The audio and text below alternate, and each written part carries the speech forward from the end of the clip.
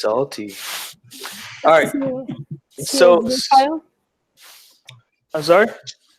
You say you're going to do it as a CSV file? Oh, I was going to record this session. Oh. Yeah. So it looks like, does any of this look, so with these charts that we're building, just a precursor so we don't run into this, we have to deal with numbers. That's usually the data that it takes, right? Either numbers, also categories, but we want something with a lot of numbers in it. It looks like this has a lot of time. So does anyone think this is a worthy? Looks like we have product ID, seller ID, order ID. Sorry if this is the boring part, guys, but we have to have something to build on in order to use our front end against, right? So we have a customer ID. I don't think this one will be a good one, so we're gonna exit out. Sky, what would you think in terms of the difficulty? Say you start with the table that you have, customer ID, first name, last name, address, telephone, and then you build on that.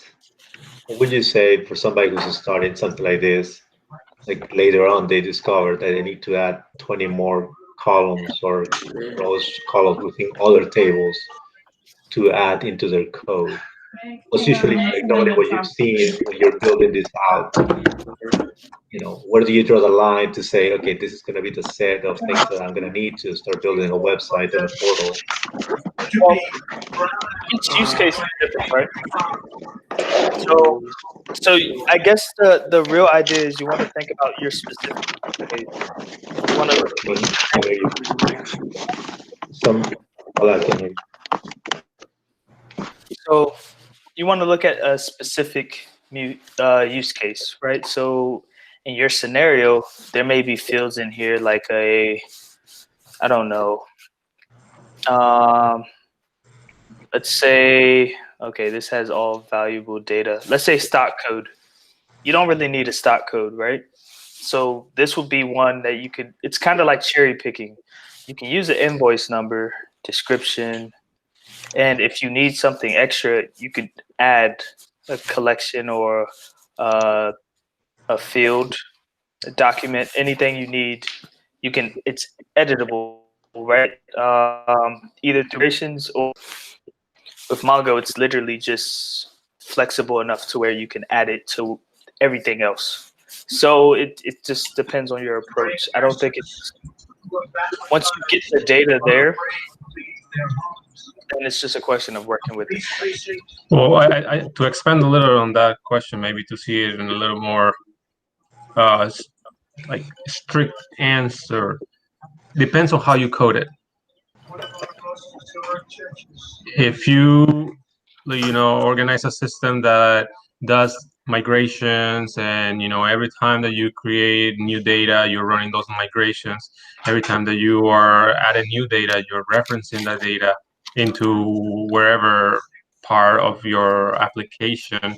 And when having tests, like having unit tests that check that your data is still the same thing. Say that you decide to change the type of data like later on, and then you had your test testing for that type of data, and then all of a sudden you change, and then the test tells you, oh, you know what, I'm not passing anymore because you changed the type of data. So there's a lot to it when you're talking about maybe like SQL's like databases, but they are like very, very expandable, but it depends on you mostly on how you handle that.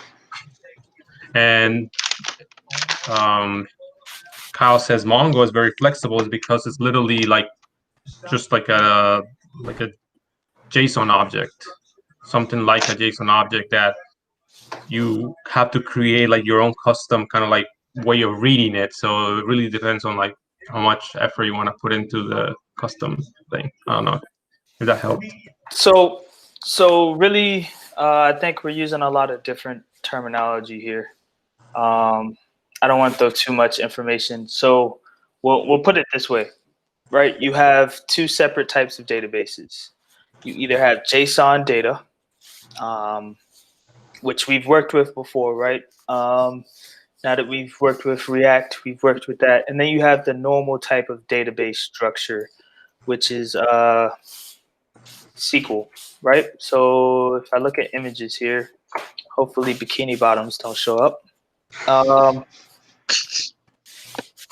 What we'll get here is a certain structure, I would say, right? So we have a structure, kind of like what we saw in the CSV file that we were looking at here. We have a structure. You can't break out of this structure. It's kind of like Connect 4. It's like a lot of Excel sheet, no?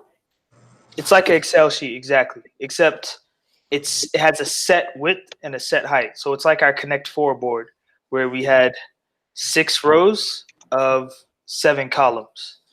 So if you wanted to add an 8th column, it's called a migration because now you have to add that 8th column to every one of these rows.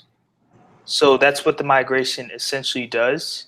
Now with JSON, let's say you had all of these in JSON objects, you can add an extra thing to one JSON, right? Let's say it's a list of different JSON objects. You can add one extra thing and it doesn't break the schema of everything else. Right. So that's really where most of this is coming from. It's just a thing of this structured approach is a lot quicker to query. Whereas if you think about it, it's hard to go through each JSON. You basically have to go through each JSON to get, all right, what's its quantity? Whereas with SQL, you can look it up by its ID and go straight to it. And we'll talk more about databases. Basically, there's this database called Postgres SQL. I might be pronouncing that wrong, but it's blending both this schema architecture, but one of these values can be a JSON object or an array, which is very, very flexible. Yeah, so what we're basically going to do is take a database or a data file like this, pulling us back in, and we're going to, for instance, this one is a CSV file, which we want to work with JSON, right? We're working with JavaScript. We want to work with JSON. So we have 2 approaches. We can either read its docs, learn how to use this, have another tool under our belt. Ooh, fancy. Or what we can do is just take that CSV file, use this tool that someone built, and just put that JSON file straight into what we're doing. I might like the first option. The first option. Anyone else? Oh, and the long, difficult route. Dope. Do with the first one. First one. All right, so it looks like we're going with the first one. So this is CSV to JSON. Now, I think this is a good enough. Let's see, we have quantity, unit price, customer ID. So now the only thing we need is something with sales, right? We have all of this. This is like inventory. And this is why I think this will be a good project, is because we're talking to 2 different sources of information. Sometimes it's databases, sometimes the API, but we're talking to 2 separate sources. So instead of e-commerce, let's look for sales. So I'll go back here. There's a lot of COVID-19 data going on right now. Everyone's trying to save the world. But let's go to sales or revenue. Retail. Does anyone know the difference between sales and revenue? I kind of use them interchangeably, but I actually asked one of our e-commerce guys at my job, and they don't know the difference either. I think what I understood in my marketing and my finance classes is you can have a bunch of sales, but that doesn't mean that you had any revenue. So how much you're spending, how much is your cost? So sales is before or before Yeah, the cost because is taken out?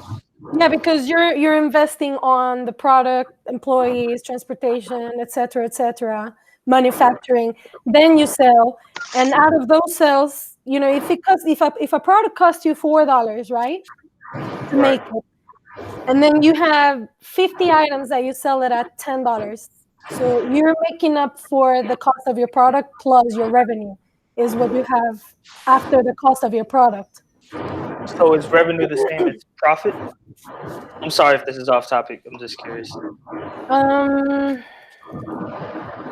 Yeah, revenue is finance, man. kind of, I would say, like, isn't revenue kind of the final result?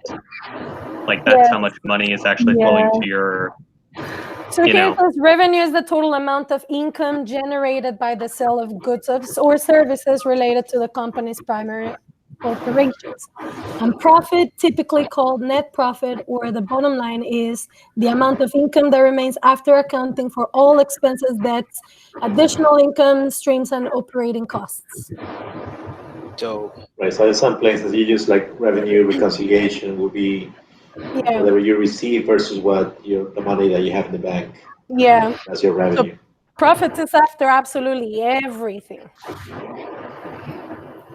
All right. So with the sales, what we're gonna do, we're gonna find something. We're on this last part before we start building our Express server. We just need one more thing to kind of talk about sales. I think this will work. What do you guys think? As gender of who got it, so we can separate by gender, customer type, city. This is dope. I want to get like the type 1 if you want this one. No, we're not gonna do any data intensive stuff. So all we're doing is we're comparing, right? So we're not gonna go too deep into like data science, but we'll be able to show a table that could just compares, right? We're just plugging in the values at that point. Cool. So let's start up Express.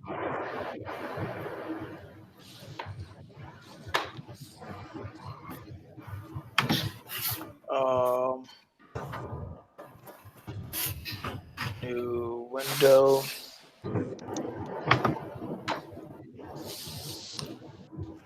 So we start off with this blank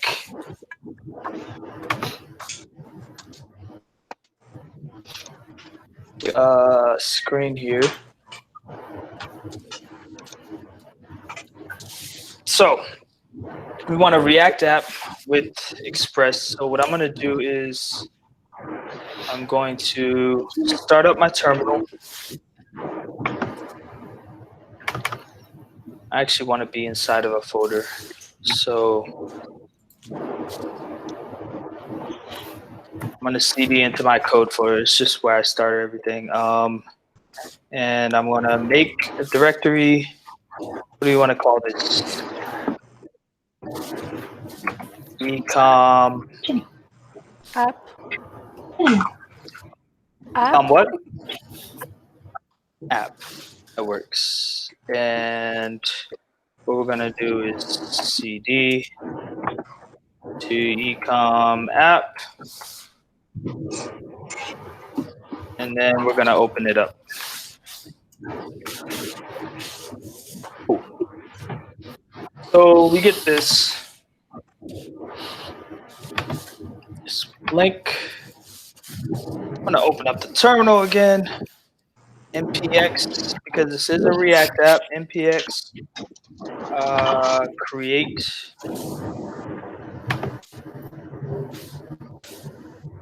Oh boy. Create React app. Can you use Yarn too? You can. Yeah. I honestly don't know why I prefer npx. There was something about it. I think it starts it up instantly or something like that. So we can name this dashboard. Let that run. Who saw the launch? I did. I do. How I dope did. is It was awesome. that? Yeah, I was. I didn't think we were ever gonna. I was one of those conspiracy theorists who thought it was fake. I'll just go ahead and say that. But yeah, the whole flag moving in the background, not just. I guess I watched too many videos, but seeing But they that, didn't make it to the moon. They didn't make it to the moon. They make it to the International Space Station. they made it into space. SpaceX. Yeah. You can actually they have a camera, I think, like 24/7, and you can look at what they're looking at the Earth. It's actually quite neat. Yeah, it is. I'm not gonna lie, I got bored though after like 5 minutes. I have a There's short just so much you can see of a rocket, like traveling into nowhere, right. into the void. Yeah, true. So what I'm gonna do now is if I yarn start up the app. No, it shouldn't because I got a CD into it.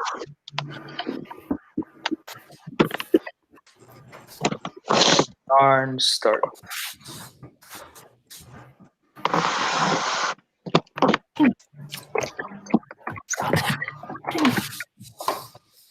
Yeah, I think it opened up in the wrong one.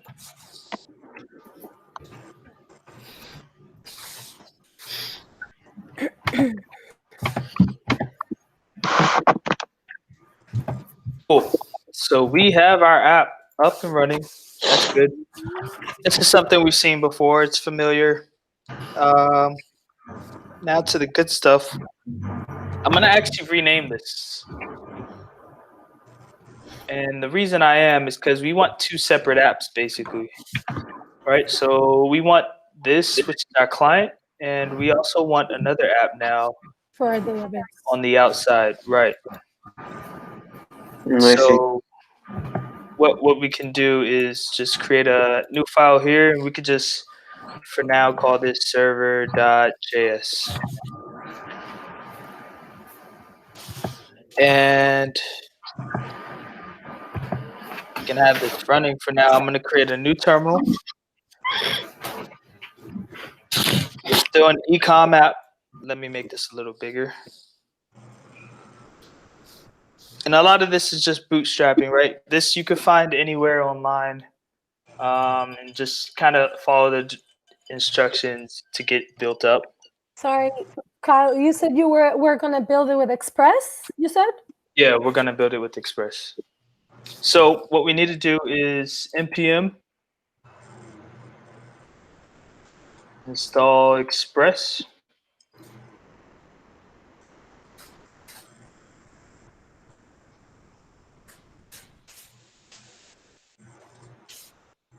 So pull in pretty much Express. Let's go to actually Express's docs so we can see what that's about.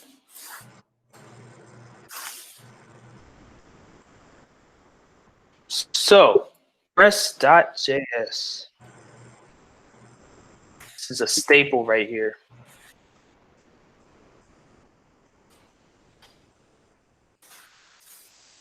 Express.js. They've actually updated since the last time I looked at their API or their docs. Cool. So we have pretty much this is what I ran, right? npm install -- save. The newer versions of npm automatically do this, so it's just something preference at that point. Let's go to installing. Takes you through all this. Make your directory, cd into it, npm init, which we did not do yet. That's okay. Yeah. And that's basically what we did so far, right? So this is the basic app structure. You could type this all out, but for sake of speed, we're going to do this.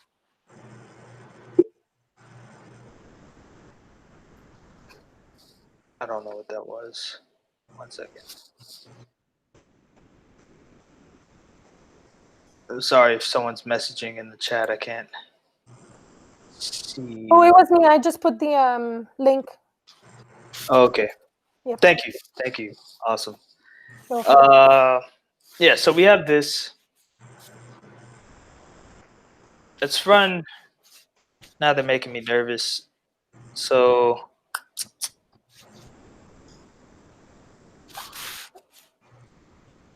all right, so we have const express equals require express. So require, that's basically how we're going to deal with dependencies, especially in a node environment. Node currently does not support the import. I think you guys noticed in React, we would have import express from express node, which doesn't seem old, right? It's pretty new technology, but it's old in the sense that it doesn't have this functionality yet. You would have to do something like this to make it quite simple. And this would also work if you did it like this. So this, I don't know why I'm telling you guys this, but this is the same thing as import. So everything that you import without inside of the curly braces, it's automatically gives this default. That's all that's happening here. But it's not showing up yet because Node isn't there yet. There is this newer set called Dino, which comes with TypeScript automatically and import system, a couple other security things. Really cool. I would suggest you guys to try it out. But yeah, this is basically just pulling in this dependency express that we installed. Then the cool thing, we initialize an app just by calling this express as a function. And this gives us an instance of an app. This port, we can have it here. Typically, what we would do is we would go down here, make this bigger again, and too big. What we're gonna do here is, there we go. What we're gonna do here is we're just gonna do export port, and let's change our port because remember this had 3000 and our React app is running on 3000. So what we really need is export port equals, give me 4 random numbers, someone, please. 7. 444. Okay, 7744. That's our new port. Right? So we have app.get. We'll go through this. We have app.listen, and we have all of this. So hopefully this works. We'll see.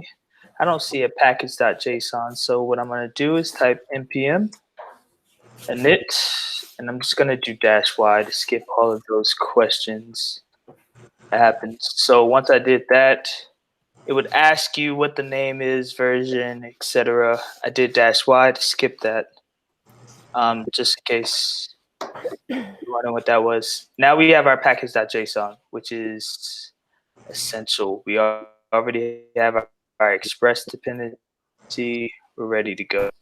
So looks like node server.js starts this app. We'll see that in the scripts right here. Remember, this is why package.json is important, which, by the way, Dino doesn't use package.json anymore. It's really cool again. It's a quiet plug. We're going to do npm start, npm run start.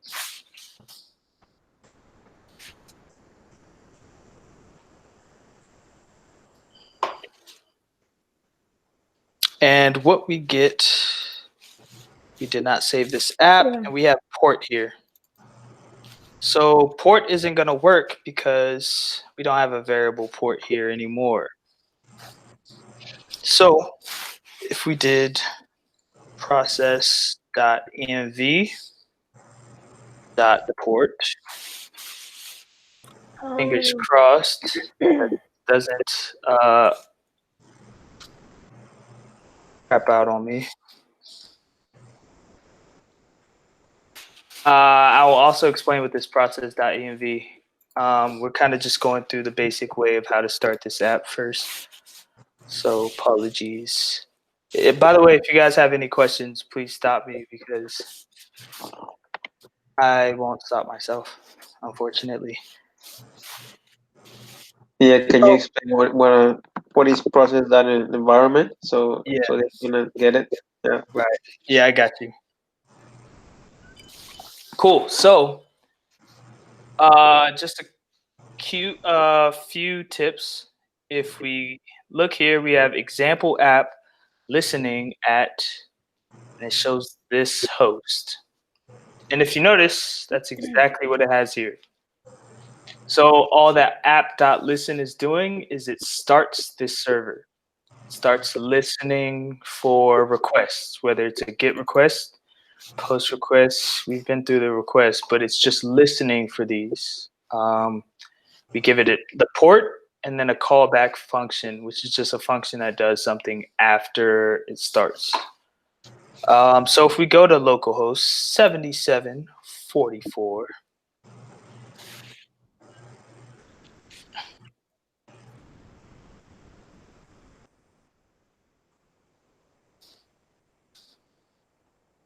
we get hello world. And this is basically what they'll show you in the documentation of how we did this. So if I go back to the documentation, kind of hopping all over the place.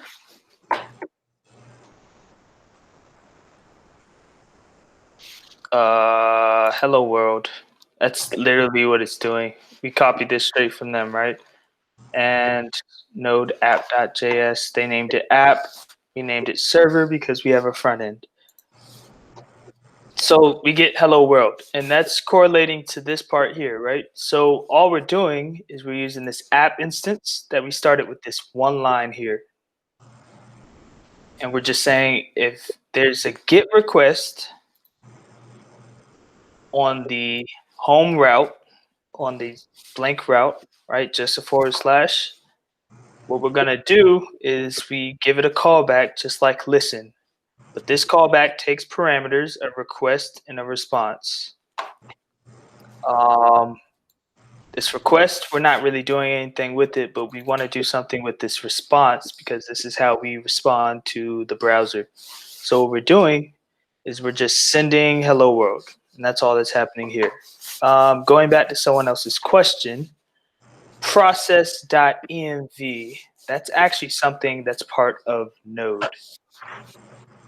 That's not, I guess it's not the most important thing for you to remember. But process.env is kind of how you access any environmental variables. I would print what process.env is here, but I don't want you guys to take my API keys and whatnot, so we're gonna skip that. But if you locally print this, you'll just see a big list of different environment variables, some that you set and some that apps that you allow to run on your computer set, and some that are just native to your computer.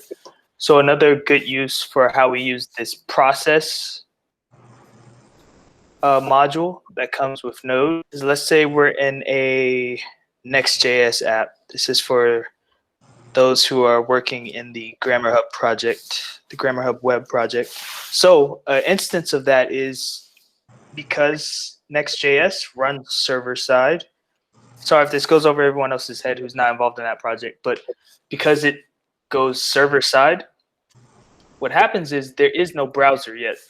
So all of this elements, these don't exist yet.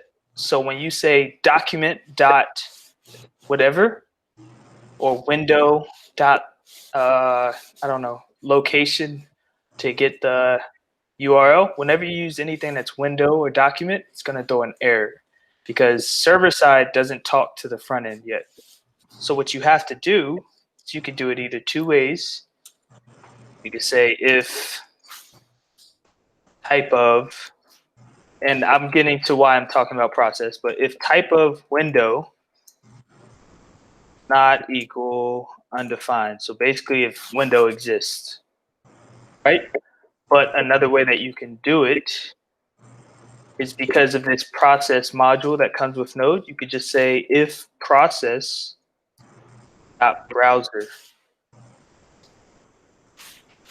And this is actually a part of the process that React adds to this process module or variable. Cool. So any questions so far? Has everyone built the server so far? With a little help, yes. What about anyone else? I did. Dope. All right.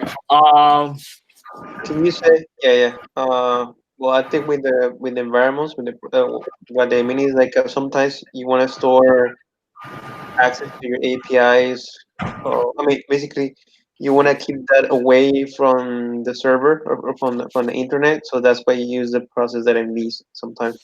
Right. So what it means like that is really storing in his computer, so it belongs there. So everyone else can do that later. He can. That's kind of the reason why he doesn't want to print it out. Yeah. So if I did something like this, let's go into our React app. That's a good example, actually. So thank you for that. If I go into, I don't know, index.js, and I say, this is my secret, right? And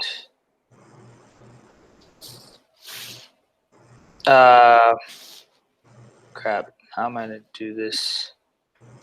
Let's just do a comment. Hopefully they don't take out comments in this React instance. They might, so don't.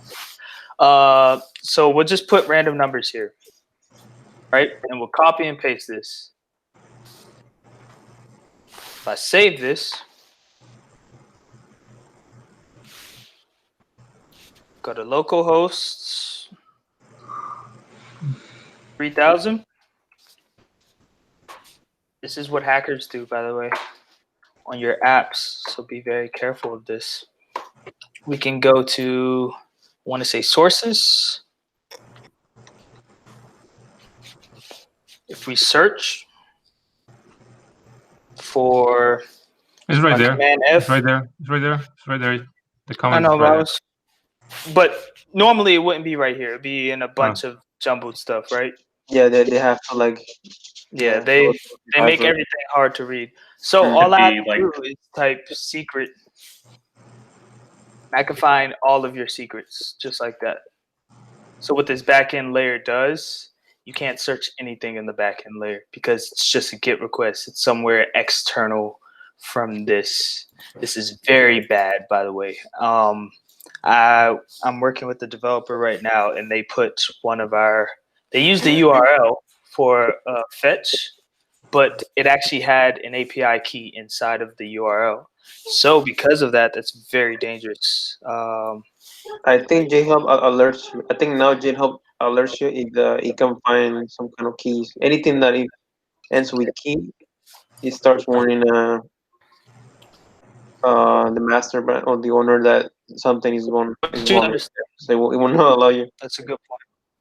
Yeah, but you also have to understand, while we're getting notified of these changes of security that are happening, hackers are also getting notified. So just keep that in mind.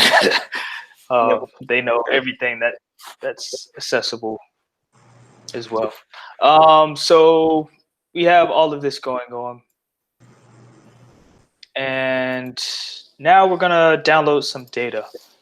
That's really what we came here for. So we had these two, right? So I'm gonna download this.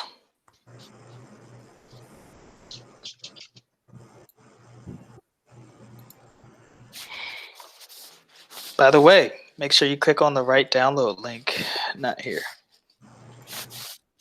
Yeah, so we downloaded these 2 files. Let's just plug these right into the app, actually. So I'm gonna take this, go here, just plug this in.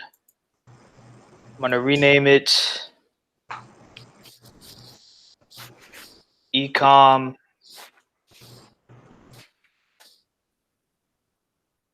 inventory.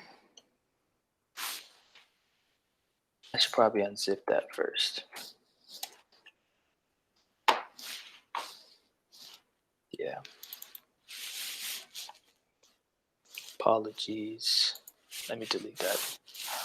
Okay, so I'm gonna unzip these files first. All right. That's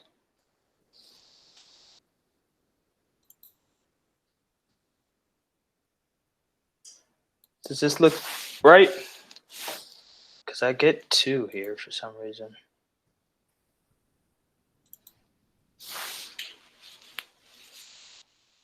Are these the same? Yeah, it's wait. No. Oh, this is the second one. I guess the second one, oh yeah, it wasn't zipped. Okay. Yeah. Sorry. Okay, so we can pull these in. Apologies. So this one is the rename ecom inventory. And we could save this one as ecom sales.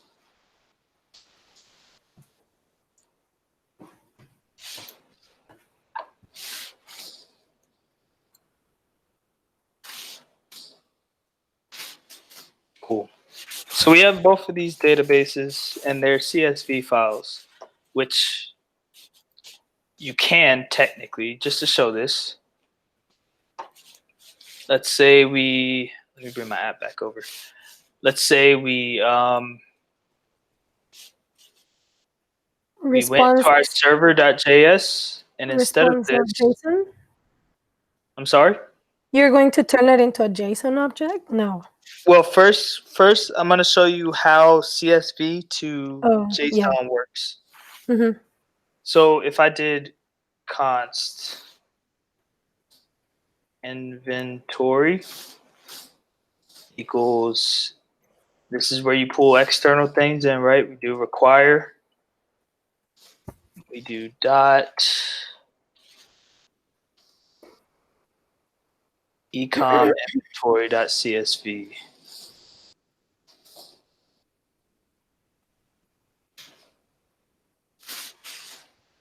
Now, just here, let's just res.send. Let's just see what happens. Inventory. Dun, dun, dun. Now, we don't have NodeMon right now, so what's going to happen is we're going to have to restart this. Does anyone want to explain what NodeMon is? NodeMon. I heard someone call it Node Daemon, but NodeMon does kind of like it like you don't have to restart the server, but why? I don't know how to explain it. It basically watches for any type of save that you do. So whenever you save, just reset. So technically, it literally restarts the server every time automatically? Yep. Okay, cool. Yeah. Yeah, it's pretty handy instead of having to restart it each time. So when we restarted it, you'll see that it's doing this and it can't print that. So what we have to do, we have to actually use a certain file to get this. So let's go and npm install CSV to JSON. This is kind of side note. You could talk more on this if you want, Donald, but this is kind of why Donald likes languages like Python, because they come with a bunch of these pre-built libraries that someone put hard time into, and it's just reusable. So it's like the whole community makes everything easier. Am I right by saying that? Yep. Cool. So we could say const. I don't know about you guys, but I don't want to type CSV to JSON each time, so I'm going to just say C to J. That equals require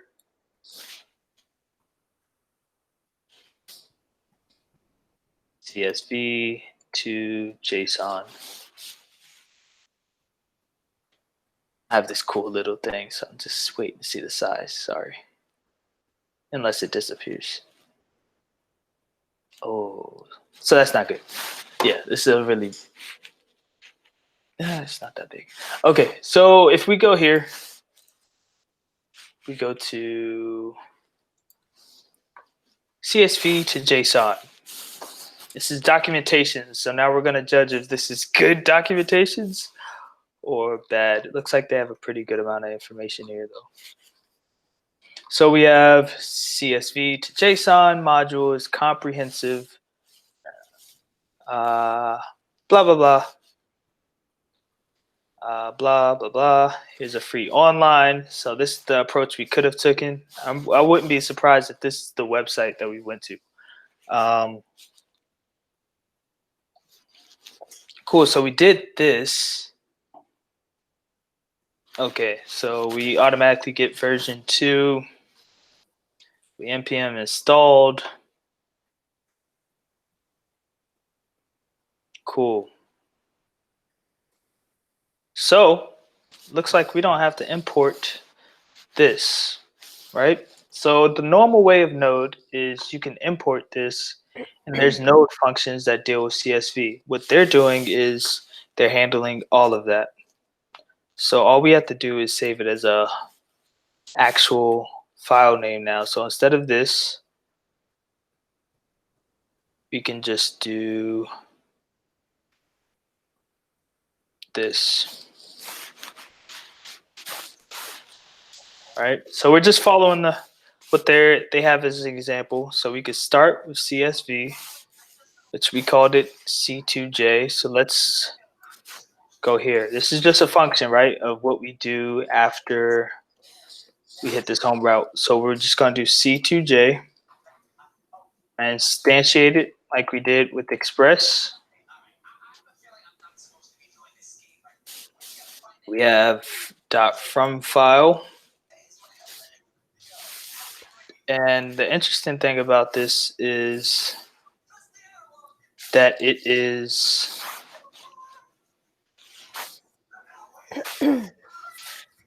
a promise. So we can either use this .then or we can make this an async. Are there any preferences? Yeah, I want the then. Async. No, I who prefer said that they async want a then? I'm sorry? I thought somebody else said something different. All right, I will so go with the then. how about this? For learning sake, we'll start with .then and then change this to async because I personally hate .then too. But we'll start with .then. So we're just gonna copy and paste this. See what shows up. Blah blah blah. And you'll see with a lot of these docs while you're learning, all you're doing is pasting. They have pretty good.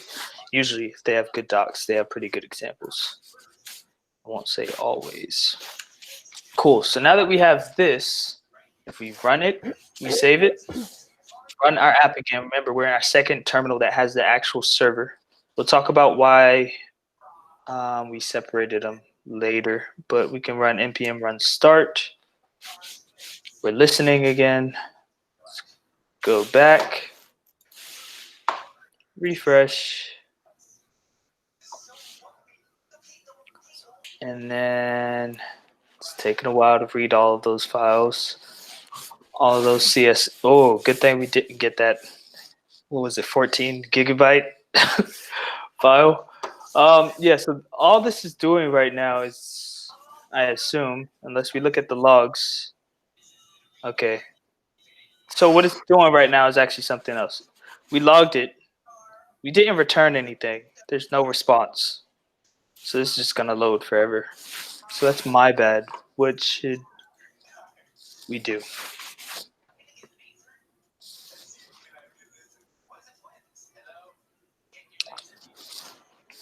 Okay. We should do response.send. And we're just gonna send, since this is already JSON, we'll just send this JSON object back. Dope. I'm gonna do a dot catch because errors can happen. This is actually important. You'll run into this a lot when you get into production apps. If you don't do a dot catch, or if you're doing a async await, if you don't do try catch, what happens is on the server, on the front end, you're good. You just go to a different page. You're set. On the back end, this stops the server completely, which means no one can access this data. So we're just gonna console.log error res.send.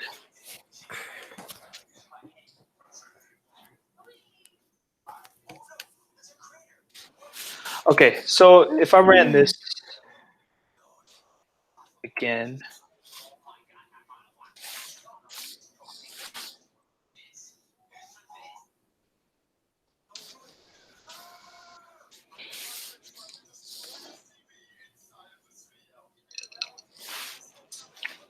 we get our data back. And that's really all it is. This is just taking that data and putting it here. Simple functionality. Now getting this into a database, it's a little different. This isn't loading.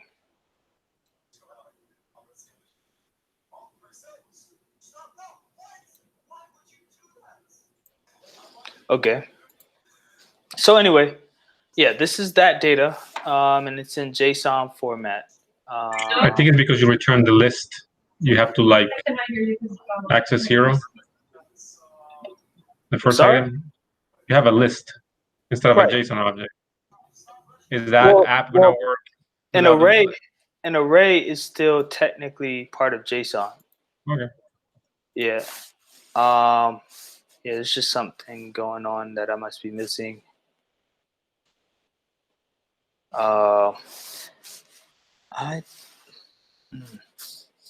Yeah, that's weird. But let's convert this to async and see if that fixes anything. We have an async function. And we could say, how I usually do it is I take this JSON object, const this equals that, and then get rid of this dot then. It's just a lot simpler. We'll have both the dot then and the async await examples in the repo. We're going to create a new repo, and I'll send you guys the link in the Slack. So we also want to put this, if you guys remember what I said, in a try catch. This is because we don't natively just catch our errors like that.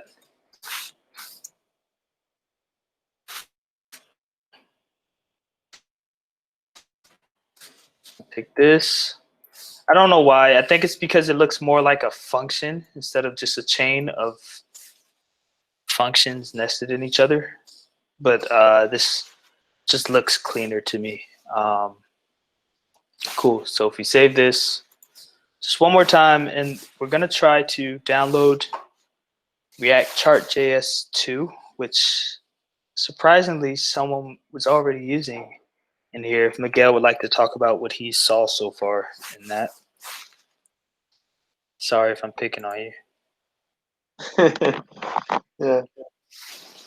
I just started, but yeah, I'll talk about that. Sure.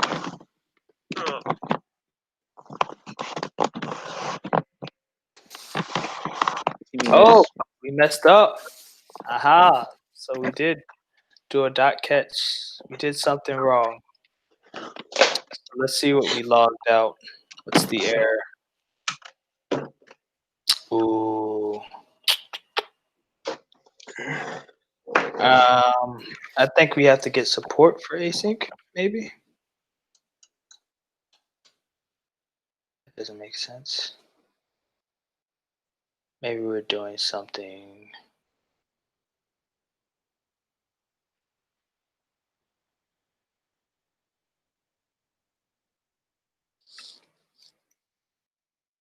I don't know. I don't like the way that looks. So we're gonna go back. Pretty sure it's something simple that I'm missing, but we'll go back. So no comments on React Chart JS2. Give me a minute. I mean, so far, I know that you can display. I mean, it is used to display data like objects. You can put an object and then a key value, like you can put like the latitude or longitude of the place, and it will show that using that plugin library. Right. So under the hood, React Chart JS2, which is this library here.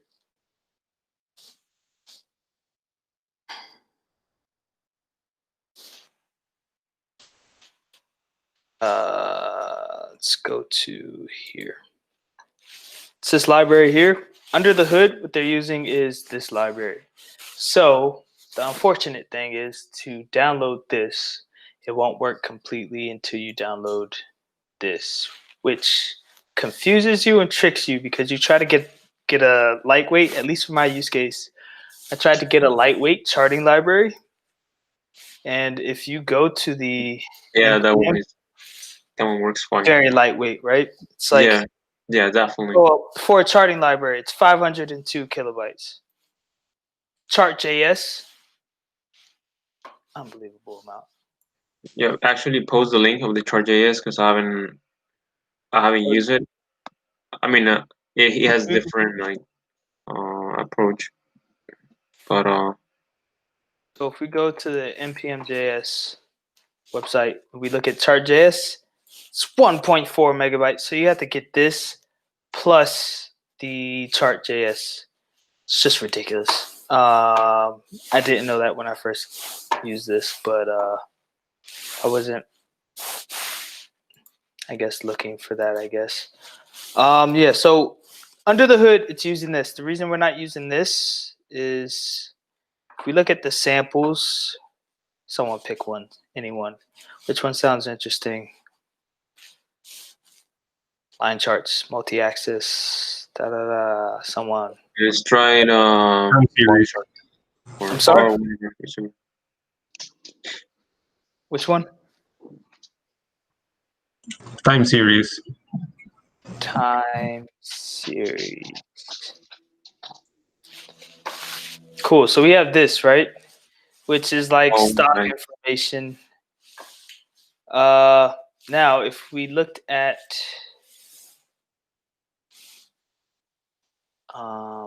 this should show the code here. There's another tab I'm opening up. If we look at the code, we have controller element. Let's try this.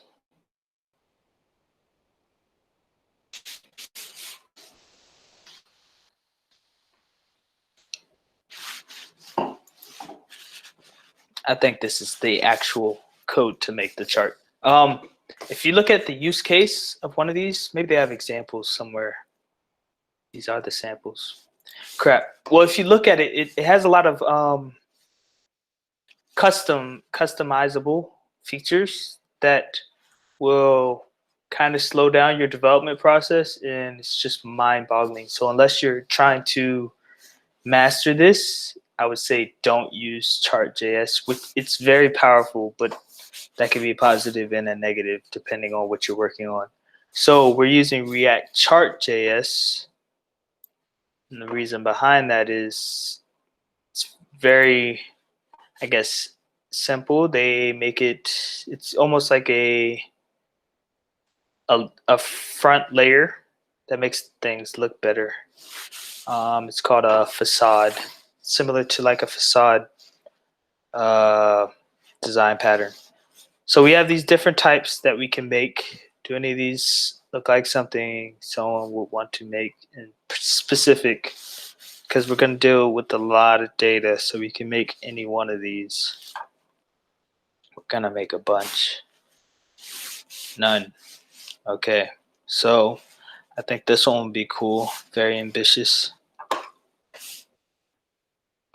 Circle will most likely make that. And there's other ones. What will also be cool is there is I want to say maybe butchering this. I saw this actually in the chat earlier where there's a Geo version. Chart.js, Chart Geo.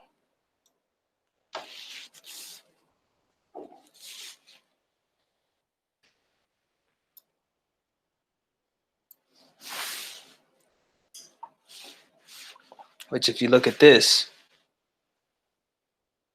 I think this will be cool too. Kind of display where people are buying these products from, right? So all of this data, if you think about it, the same thing as the Connect 4, it's just a y-axis of the different states, or no, the different amounts of people, and then an x-axis for each state. And they just map it here. I think it's really cool, but it's also a useful tool to have under your belt. Intended. I'm sorry? You said they just map it there. Pun intended, right?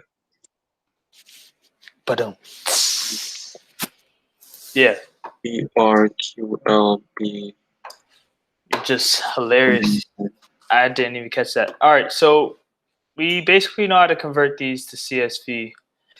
I think next meetup, we're gonna put these into a database. We're just gonna pull these and import them into a database. Does anyone have a preference on a database? Postgres, Mongo, etc. If there's no preference, I will default to Mongo. Just Mongo. That mine. Mongo? Yeah, I guess Mongo. Yeah. Nope. All right. So now we're just gonna play around with these charts a little bit for the rest of this meetup, because I think the library is really cool. So we'll go back to our other terminal. Can I join? Sure. I would like to play around with that. Oh, I forgot to add that. I think someone asked at the beginning. I did. Would I do this? I apologize. You guys gotta stop me and keep me accountable. I'm sorry. Not that I could have helped with this part of. All right, so let's start collaboration session.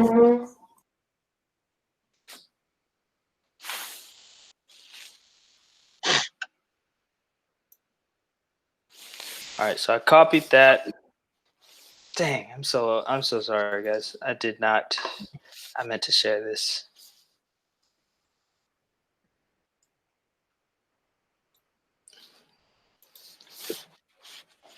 Thank you for the post from Daniel and Maria, by the way.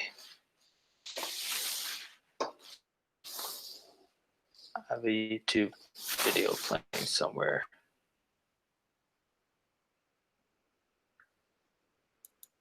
Oh crap! Do you guys hear that? Or is it just me? No, I didn't hear it. Okay. Oh, nice. All right. All right, so we're in. Is there anyone who joined yet?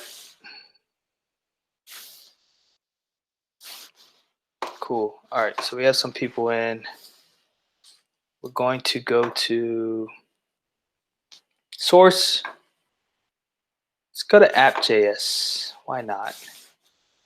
Just take all this out. We'll comment it for now all the way to here. All right, let's get our hands dirty. So just a fun play around. Let's import npm install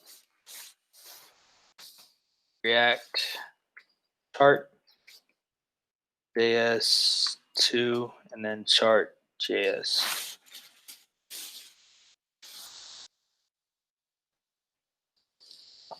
I miss my Cheerios. So once this installs, the really cool thing about I don't know why, I just thinking of the people who wrote a library like this takes a lot of time. Which one? The Chart.js or React Chart.js, right? It takes a lot of React. Yeah. I think I it's thought really so. cool to make tools that other people use to make things, as opposed to just making things. They use their knowledge on analytics or statistics. Most of the Yeah. time, they are it's data like scientists. integrated They knowledge. oh. That's good, man. Let me just.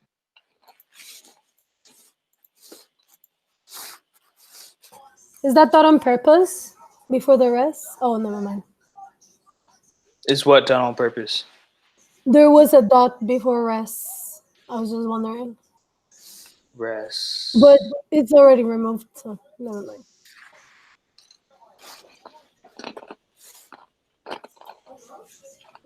Yes, so this is gonna take a while to download. Update. I haven't watched any new TV shows. Another update. I almost got my project done at work, so I have more free time to learn. Pretty cool. Awesome. Is anyone learning anything Yes. interesting right now? Mm-hmm. What are you React. learning? React. Dope. Yeah, React's kind of like a tool, at least right now. I don't know about the future, but at least right now, if you know React, you're pretty. I would say you're pretty good chance of getting, in. That makes sense. I hope so. Yeah. I Yeah. think the library is more like I know how to handle the libraries and connect it to the server. Like kind of like MERN. MERN is super. It's a skill that is really really useful. Yeah. I think over that, just the knowledge in general, because you can spread it out to other languages, right? So No, my just family part. just as long as you go in a direction, I think a lot of times, at least for me, when I was starting off learning, you would get stuck just kind of staring or figuring out what to learn as opposed to learning. You know what I mean? I think I used to play football, and my coach used to call that paralysis by analysis. It's a nice term for it, but yeah. So just attacking something. That's why I'm happy everyone's here right now. Cool. So we got all of that. Now if I did npm, Where's the files? or this is actually yarn start. Probably get everything on either npm or yarn. So I don't have to switch back like that. It's cool. So we have yarn start. We have our app still. It's not going to show anything. So I'll go back to this. Now we can pull this in. So let's look at the docs. Hope they tell us how to do something. Do something cool.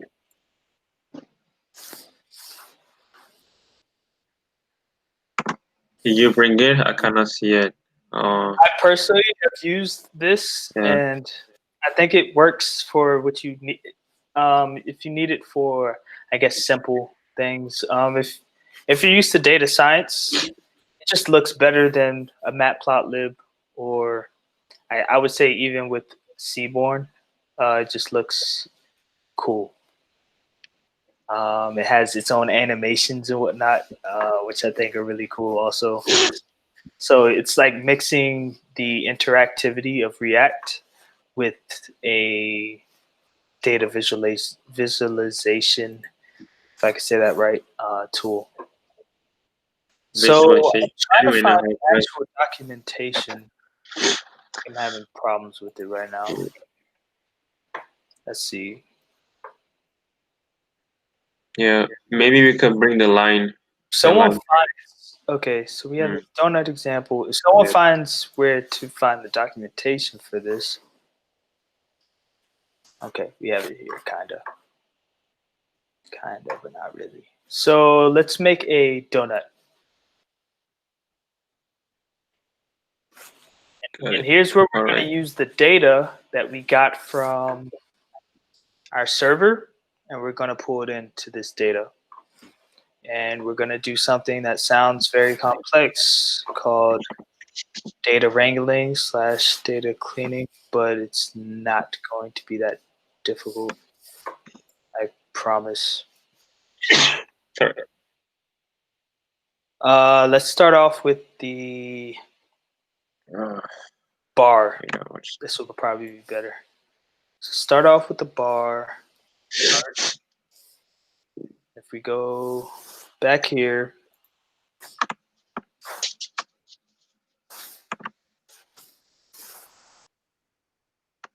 Cannot we have see you. bar chart. You can't? Yeah. You okay? Bless you. Yeah, thank Cool. It's just a divider. So we have to import this bar from React Chart.js first. So what we would do is import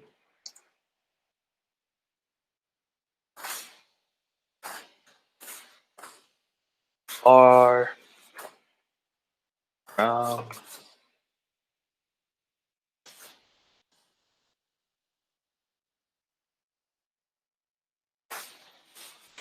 pool, and that should calculate. Since we're just pulling in one thing from React Chart.js, it shouldn't be a high calculation.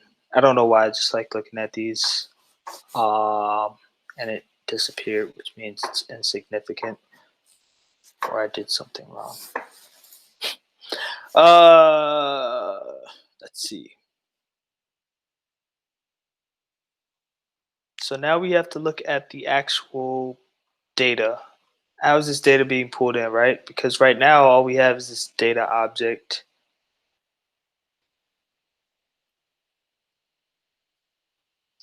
So let's try this.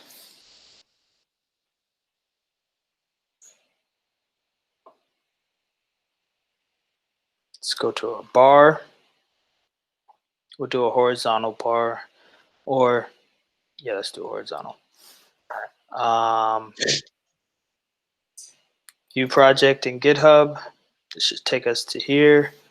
We can look at the samples, source, components. Which one was it? Bar. Aha. So we figure out what data looks like, right? So it has labels, which is just an array of labels. We go back to the bar chart. Yeah, we need to create an object.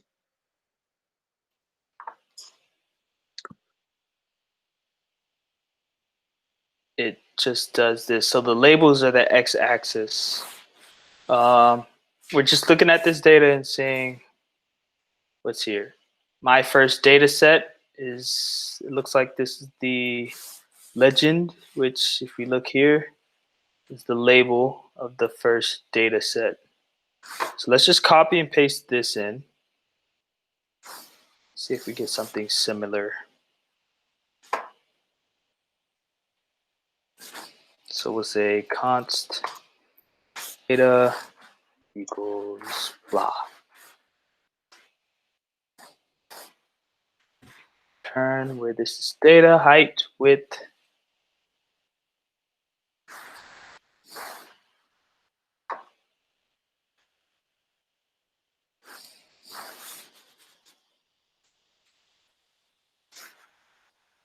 One of these tabs will work. Cannot resolve chart.js.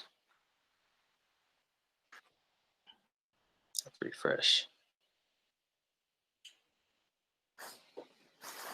Luckily, I ran into this error, so I know how to fix it.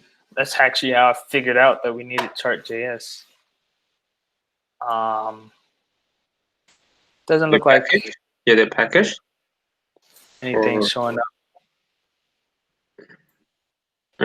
That's weird. So maybe I didn't download.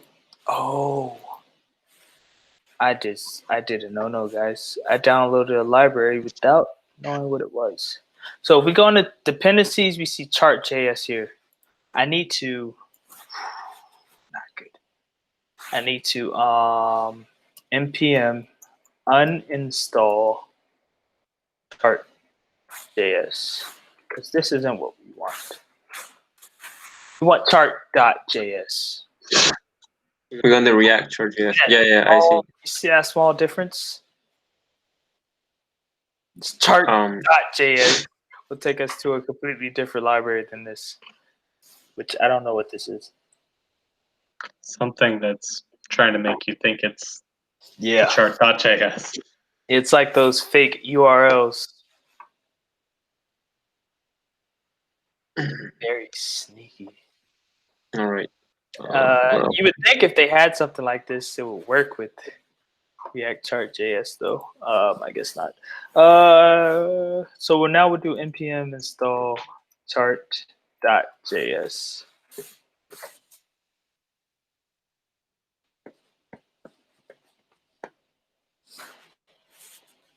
Cool.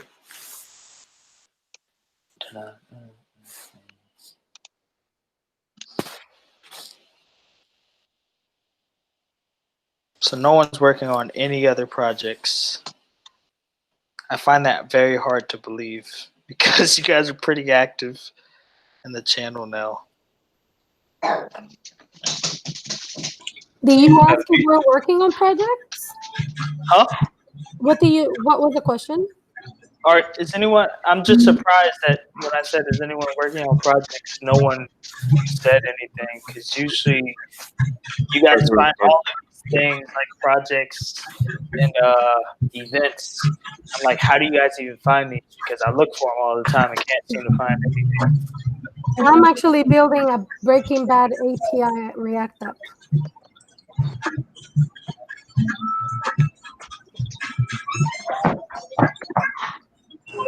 And I'm breaking my head doing the routes. The routes? Yeah, I started, it's a public Breaking Bad API. And I built the front end and I was able to pull the characters with the pictures. But if I want to click on the card and see more details of the character from like the home page into another page, I'm having difficulties building that route. Have you tried React Routing Down? Yeah, it's the coding. I'm new, so I'm just like stuck there. No worries. It takes time. Even it takes time to make it dynamic. I think that's kind of the hardest part. Yeah. But what it says is like React Routing Down is gonna be whatever link it matches your route page. It should allow it to find it. But I don't know. I have to show you an example because it's better. We can probably meet sometime after. Yeah. Okay, cool. Thanks. Let me see if I can have some other properties in there. Because I think I've done it before.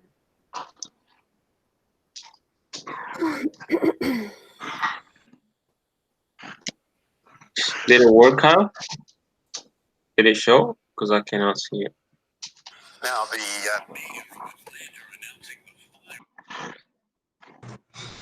I think Kyle left us.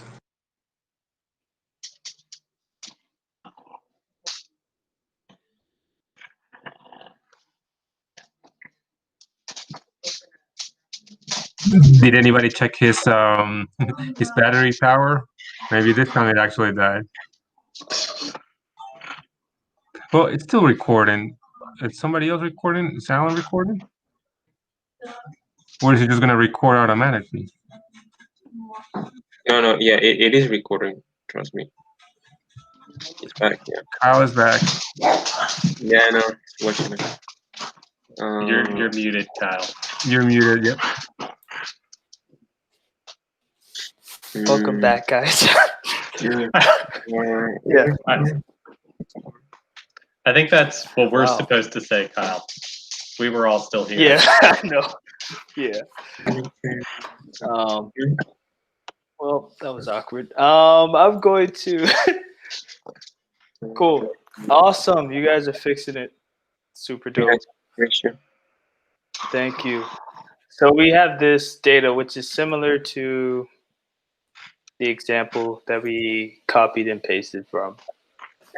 Now, Where is that switch right here? now what we need to do is take our data and compile it here. So it's a little bit of data intensive stuff, but not too bad. So we're going to go to server.js. And if you remember, Can you share the screen, Kyle? Sorry, we cannot. yeah. Sorry, man. Yeah. Man. I want to see how we're gonna get that data into there. That's what keeps us all excited. Cool. Thank you for. I saw people's mouses and keyboards typing, so thank you for continuing without me. That's a real team. Let's see. So we have this chart here. If we go to localhost, we messed up. Did we restart this?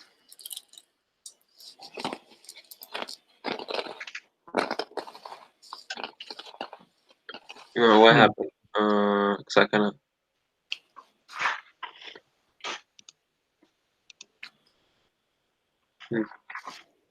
So if we go back to our other terminal, this is returning a promise. Aha, there's one thing we didn't put here. It's JSON object, so we're not passing anything back.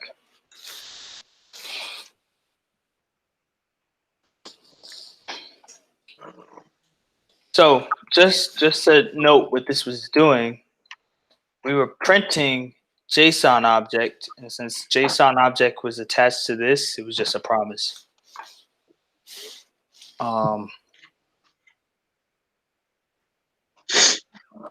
Did this change? It shouldn't. Did someone change this? Try to undo it. I mean, I don't know. I did. Equals. I did. I was gonna say I don't remember doing this. Okay. That's your normal. I created a little function that might just be able to replace the other ones. If we do several calls to different charts, I don't know if you wanted to put them all in the same chart or. No worries. This is everyone's canvas, so don't feel bad about typing extra stuff. I definitely. Definitely, since this is being posted up, actually, it's encouraged to type notes. If you notice something that I don't go over, like right here, you could just type a note and just be like, well, you'll have to do command / but you could just say, Kyle forgot this, or whatever you want to say. So, yeah, this is everyone's canvas, basically, so don't feel bad about that. Cool. We should get our data now.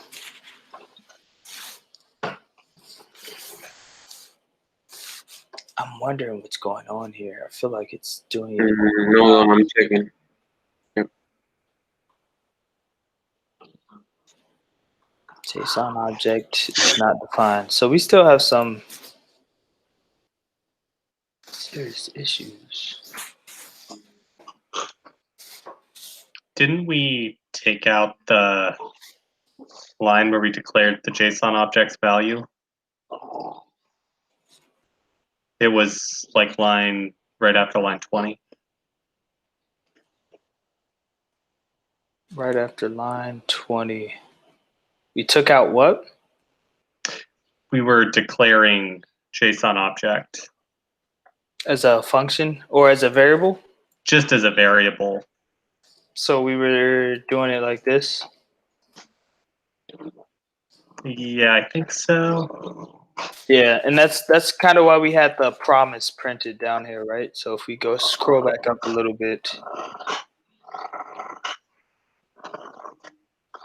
past this error logging, somewhere we were printing a promise, and that's because we did this. And then inside of this dot then, we didn't have this here.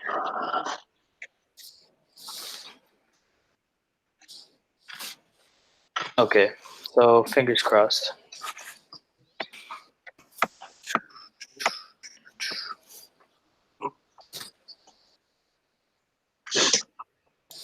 Looks like that started up. So now if we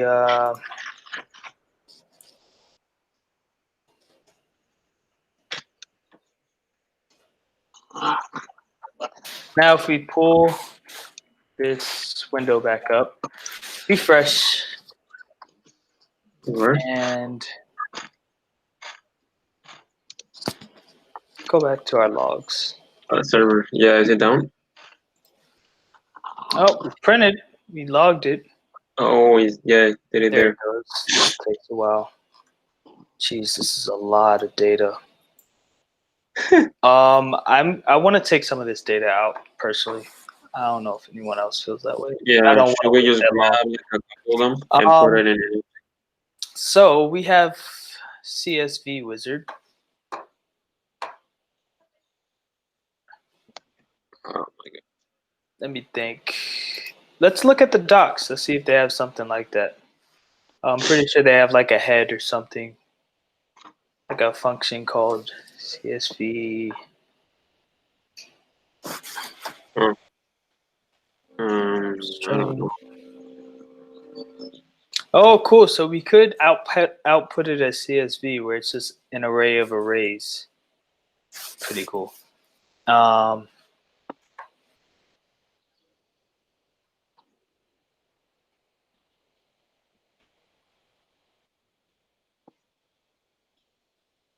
So let's type, kind of freelance in this part, CSV to JSON get head.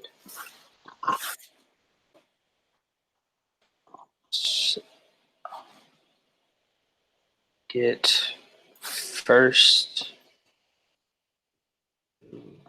values.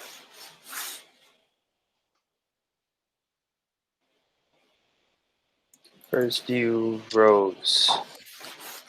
I'm just trying to figure out what to search.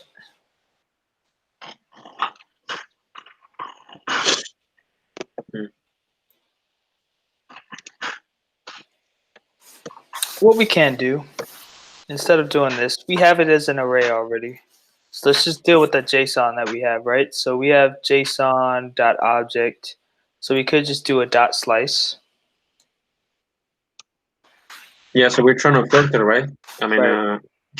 can we filter like the first 5 records? No? So we could slice from 0 to, let's say, how many records do we need? 200? Should be good enough because we have like 20,000 right now. I had no idea.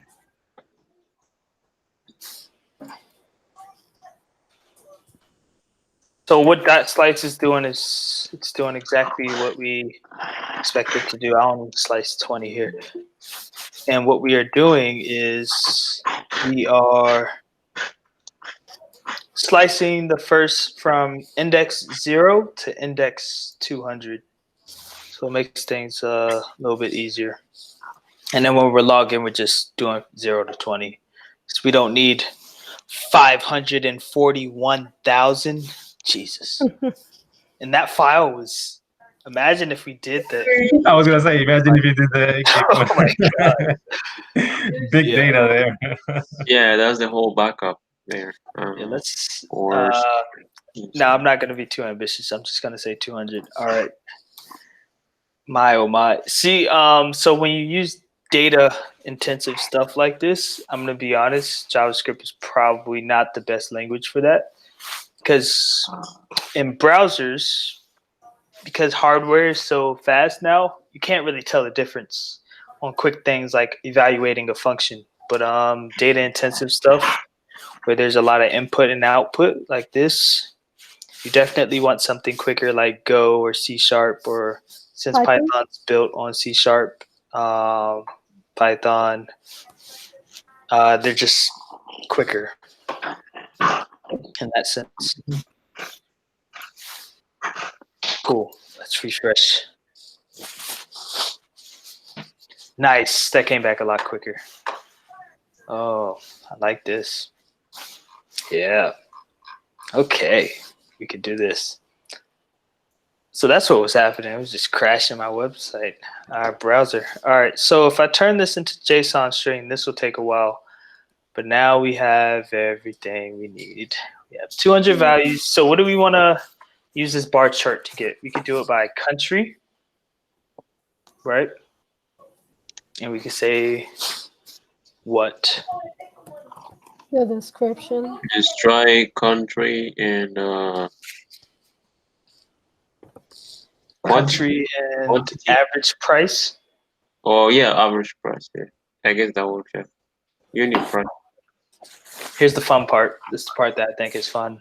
You may not, but so what we can do is we want to convert this to, if we look back at the data, how we want it, right? So we have this input, and what our backend service is doing is it's making it easy. So all our front end has to do is pull in that data and put it right here, right? So we have the labels. So we can have something that has labels, and then it has what? Data sets, which just ultimately we want this. So we basically have two arrays. We have this one and this one. I think the best approach to do this, because of things that we learned previously in the project, we can do things like object.keys, right? And object.values. I think a couple, at least 3 101s that I did, we talked about this, where we had object.keys and object.values. And what this is doing is we can take the key, all of the keys of an object. So let's say we had, each key was a country. We could turn that into an array. We could also do the same thing with the values. So one more thing that we learned is the reduce method. Usually we use map, but now with this reduce, we can do this. We could say here.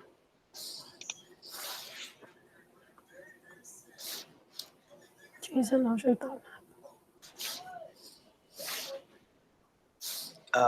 me put that back there for now. We could do JSON object.slice, which is just an array of objects. We could do dot reduce. And what dot reduce does is it turns an array to anything that you want it to be. So it takes in a previous and a current value. So we could just name this previous and current right now.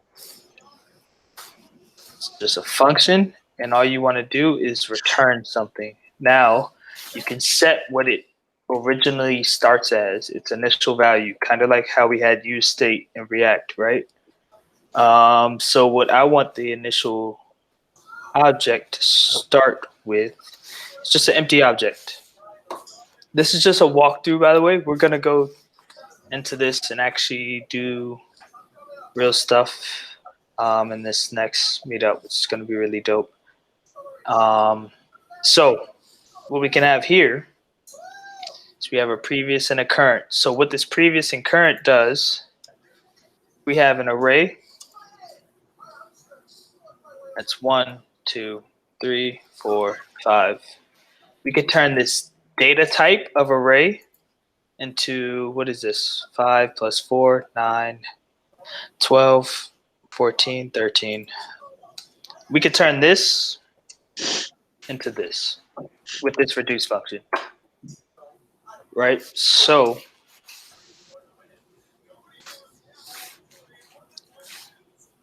this previous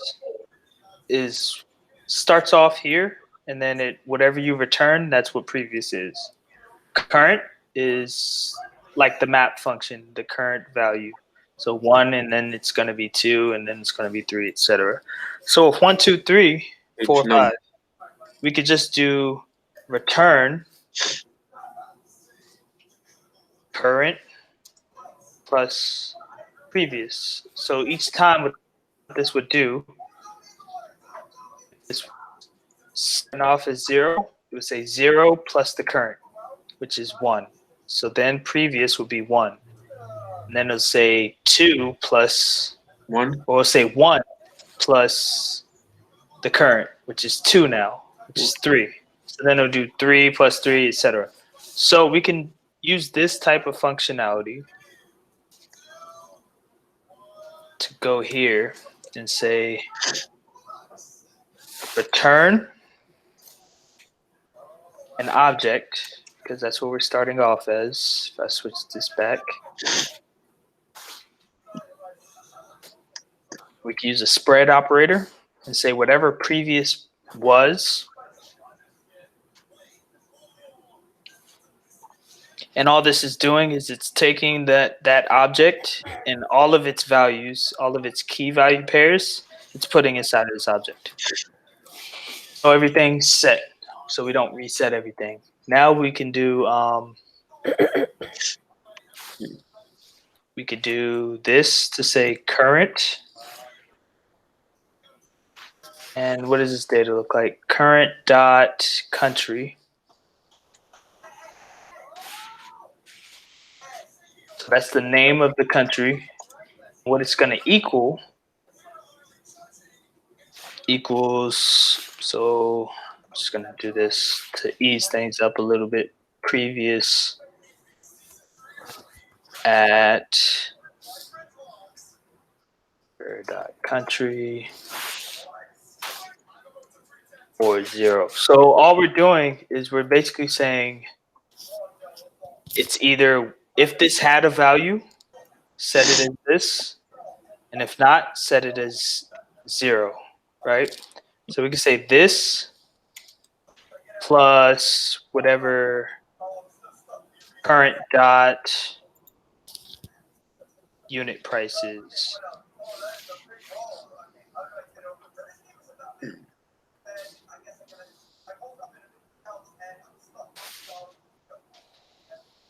Does anyone have any questions about what I just did?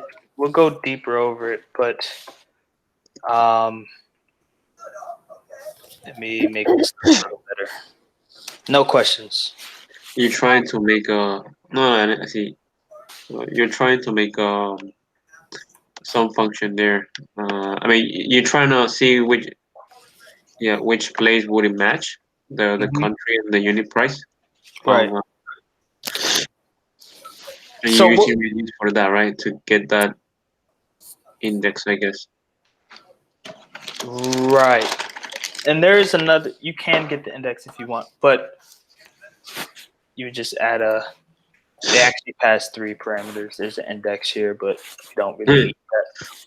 Yeah, I don't want to overcome. So what this reduce function is doing essentially is it's saying start with this object as the initial value of previous, take whatever array we're doing dot reduce to, and map through it. And all we're doing is we're returning what we want the next previous to be. So we're returning whatever previous was, and then we're adding to it. We do this, so just in case there was another country in this object, we don't just say this is an empty object with 1 country, which would be just this line. Now with this is a syntax so that you can add the key, because if you just did this, it's just not going to know what you're talking about. So that's the only reason we put this in an array. I'll take notes of this.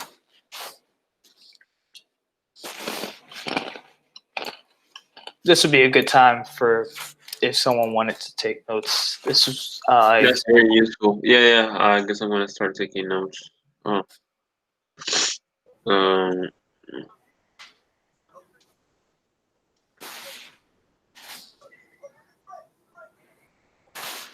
all right. So this is just setting it as the key.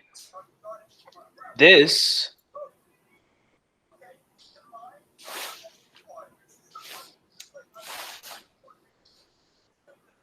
and this is why these methods that we talked about in React are important, is because we'll use, especially with this, we'll use map, reduce, and just normal for loops a lot.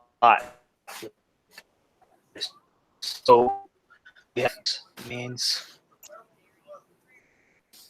if the key already existed, else 0. So if there was already a value for this, previous at current.country. Ooh. Yeah, previous at whatever this value is. And then we're just adding the unit price to it. Cool. So now that we have this, you can kind of save this as a variable.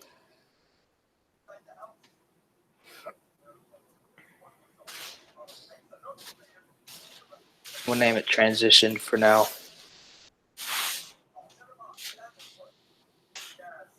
That's all we're doing, right? So that's the most intensive that we'll get with data. That's why I'm kind of glad we used this example, because this is essentially what we're doing. And we can either do this in the back end or the front end. I just prefer the back end. So the front end is just pulling in data. But it's completely up to you. So now we can do res.send.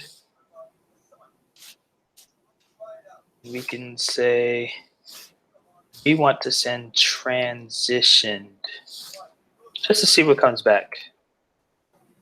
We'll also log this. So we're gonna comment these out.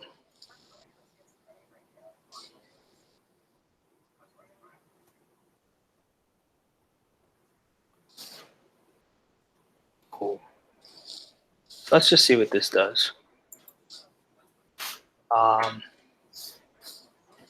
Any questions? Anything I missed? Does anyone see any other use cases for reduce? I remember when I was first learning this, someone said you can use it. There's this video. This guy who makes videos, his channel is called Fun Function, which is pretty cool. But one of the things that he said was reduce is the most flexible tool in your arsenal when it comes to things like this. And I didn't know what he meant. But literally, reduce can do what map can do. Reduce can do more than what map can do. Reduce can do what for loop does. It can do all of that. So it's a really useful tool that I didn't realize until I started using it more. But one of the things about reduce, unless you use it, you won't use it, if that makes sense. You kind of would just, is this not saved? Okay. I'm going to run this one more time. So you kind of, unless you force yourself to use reduce, you won't actually use it. And you'll go the long way of trying to do a bunch of for loops and whatnot. So let's print what this says. Hopefully this works. Okay, so we have just 3 countries in this first one. It looks like this company is based in the UK. Just from this, because they have more orders to France, only 2, it looks like, to Australia. So if you notice right here, this is like a string, right? It's a long string. We don't want that. So what we can now do is we're adding it here, right? So we are basically saying if it's here, add it to current unit price, or if it's not, add 0 to current unit price. I think the best way to get an average is to have an array to do length divided by, right? So what we can do is instead say this, right? And this will return either this array, because now we're setting this to an array, or an empty array, and we could do dot push. You guys see how this is coming along? One more change we have to make, but we're almost there. Dot push.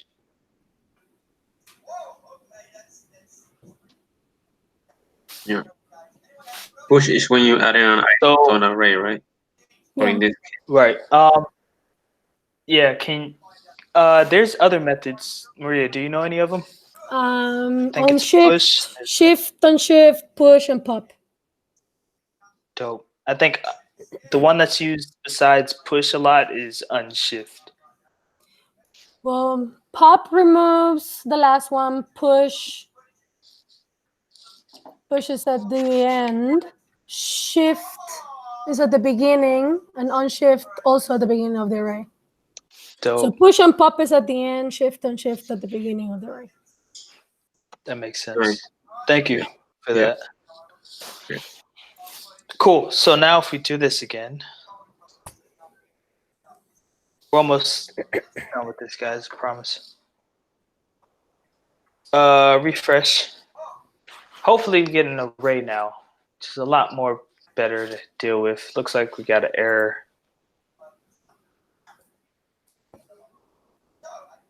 Aha. Is not a function. So what did we do wrong? Push, no? Wait. Hold on, I can barely see. Something dot push is not a function. So the previous pre-cur country, no? Everything before that dot. We have to initialize. Oh, here's what it is. So what is previous at current country? It is something or nothing. An object. Oh no, we're starting off with this object. I don't want to get too much into debugging tonight, so I'm just gonna make this a lot simpler. Sorry with all this advanced syntax, guys. Not really advanced, but sorry. Yeah, so all I'm doing is doing the spread operator again. Doing everything that's here. We're just putting this in an array now. This should be better. So we're basically spreading current country, or previous at current country, which if it's undefined, it just won't put anything into the array. And then we're adding this. Hopefully this works.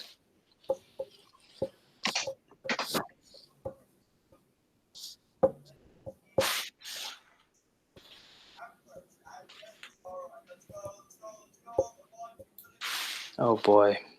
So we have a big problem.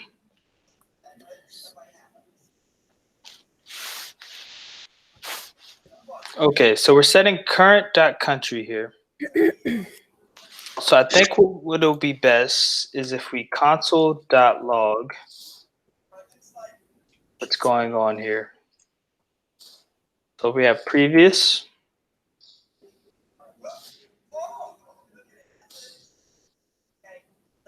We have current.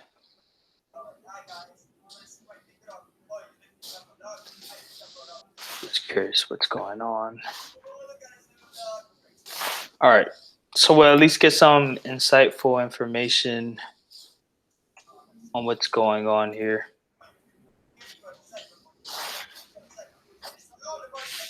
Did anybody see anything that maybe I missed? Maybe. So it looks like previous is here. current is here. You're dealing with objects and not an array. Previous and current is an object. So previous is this. Yeah. So we're returning an object that has everything previous had, which is nothing. Then we get this current.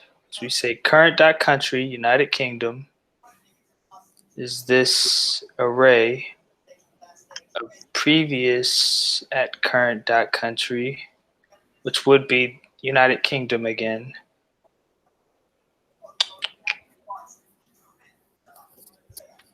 Oh. So shouldn't this be unit price as well? No. No, I don't know. Because I'm totally lost. wait,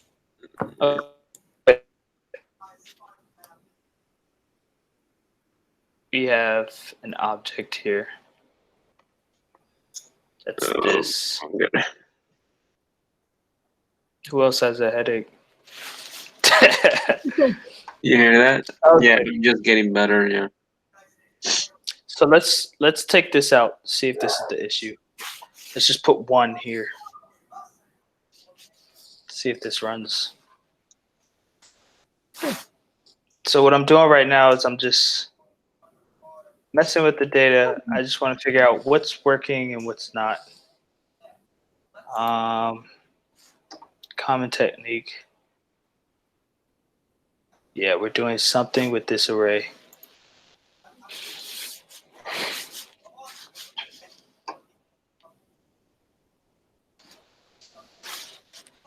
Where you're passing the value of 1 to countries. Is Right. that it? Whereas, yeah, that's the value, right? Because the key is United Kingdom, France, Australia. The value, actually. So whatever you put, oh, gotcha. Previous. Why don't you take previous? Para ver. What happens if you take previous out? Para ver. The one Previous where? Here? Yeah, I was just wondering. And then And the dots. will spread. Just this? No, the Or- dots. No. There. Okay, so just have this. Yes, just current unit. Like, I was thinking about adding one thing at a time, I guess. That makes sense. Oh, I Let's see. just do current dot unit price. Thank you for that insight. Let's try this way. Yeah, that was good thinking. Yeah.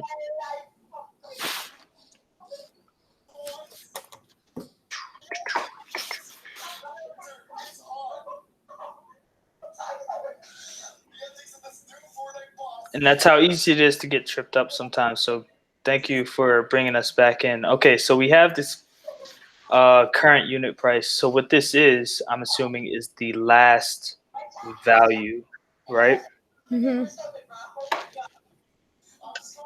So now we want, now that we have this array of current unit price, would want something like previous. Oh, I think I know what it is. So it's previous, and we're doing it at current dot country. So this is looking at this value now.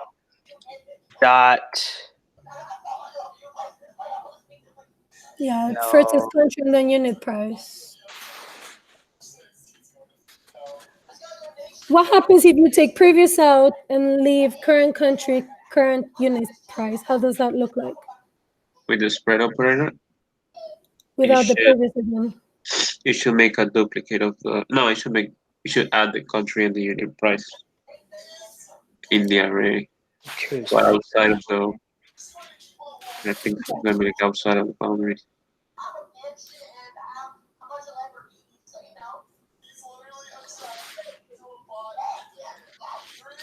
What is going on?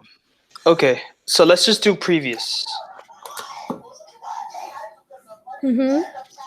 This probably isn't gonna work either. Let's do current dot. You said Yeah, country. Mm-hmm. Like that. Yeah.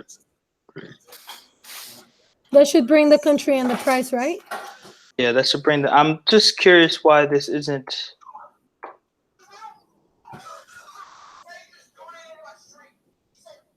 What if you only put dot dot dot instead of the whole dot dot dot previous? That wouldn't make any difference, right? What do you mean? So Just right? the reason I did it that way is because previous is supposed to be this object, which previously we added here. United Kingdom Mm-hmm. is the key, and then this is the value. So previous at this key Mm-hmm. should be this value here.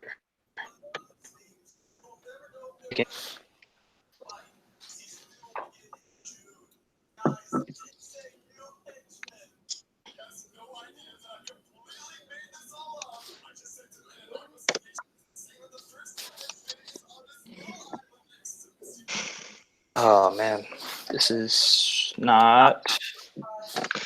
So Those dots remind me of REST in JavaScript. Does it work the same? Rest. What do Is you it- mean?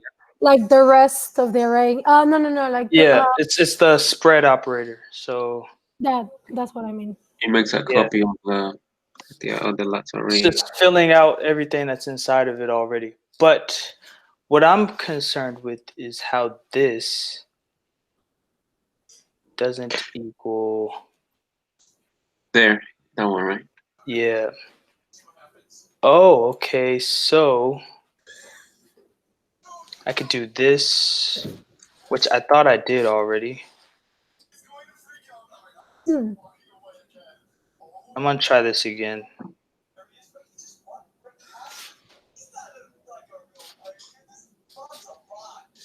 I'm You're really putting the not empty sure. array, so no, you're putting the square bracket so it can come back as an array.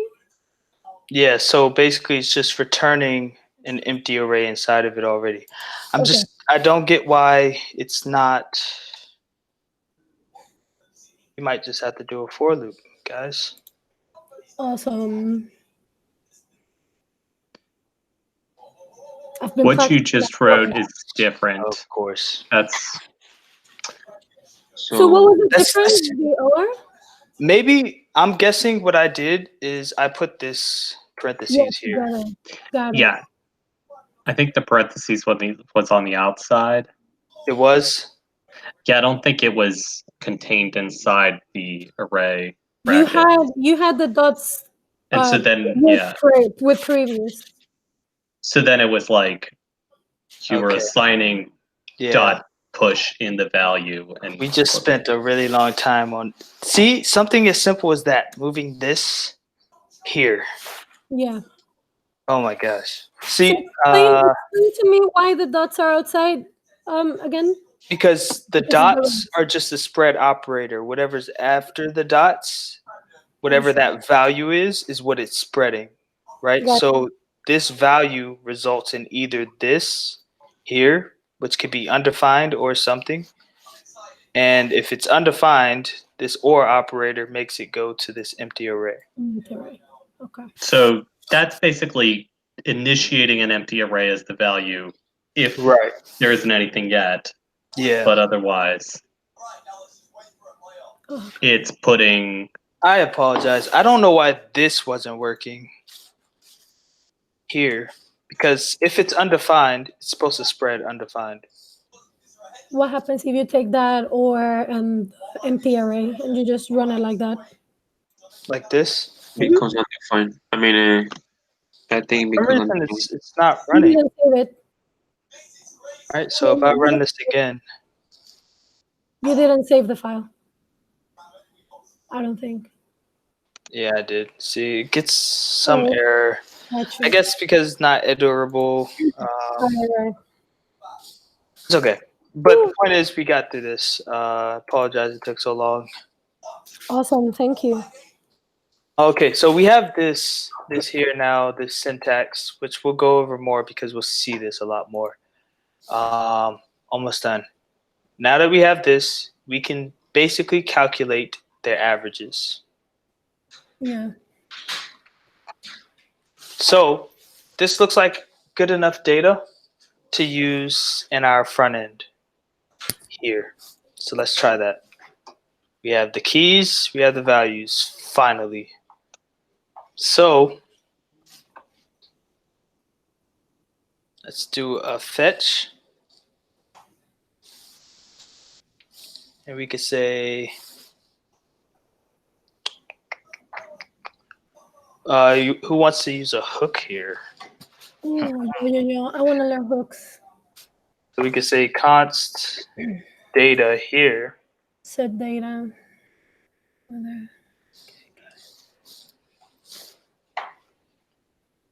Const data equals data and set data. Yeah, thank you for saying that. Equals react.use state. Now this seems a lot more familiar with what we've been doing. And what we want to set this initial value to is actually all of this.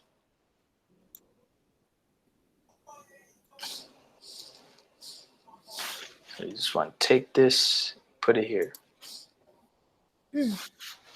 Yeah, you could do all that. You don't have, it doesn't necessarily always have to be a string or array or whatever. It could be this. Is the react.use state the same thing as import use state from React at the top? Yes. Yes. So you could also do it like this, react use state.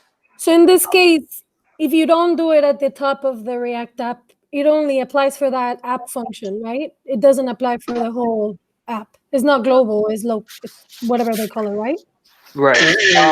The reason I like doing it this way is because I use a lot of functions, and especially if you make your own hooks, when you get more familiar with React, I prefer my functions to not have something dot something here, as opposed to something that's coming from a library.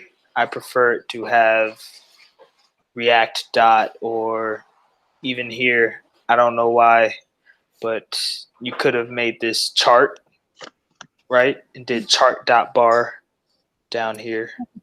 But since this is a component, it's like importing a component at this point. Cool. So we have this. Now what we could say is we can have react dot use effect, right? Oh, I was just going to ask if you could do that with use effect too. Yeah, usually when I use state, you'll probably have to use effect too, just to get data initially. Not always, but most of the time. So we're leaving this array empty, if you remember from last time, to say just basically when it loads. And what we're going to do here is we are going to do, let's import a library.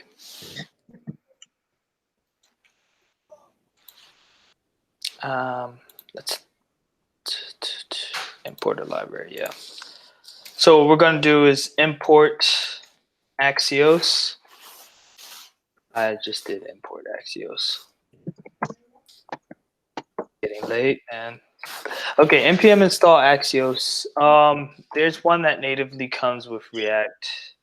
I think even Node, called Fetch. I just prefer Axios. It's a lot more flexible, and I like using async await, which we won't be able to use in React.useEffect anyway. But Axios is specific to React, right? Axios is specific to React and Fetch is JavaScript? Well, it's an npm package, so technically you can use Axios. Donald, can you use Axios in Angular? I think Axios goes into PHP and all sorts of. They have, I don't know if ports, or like the NPM thing that serves everybody? But I think it's multi-language. Oh, so definitely not. Okay, cool.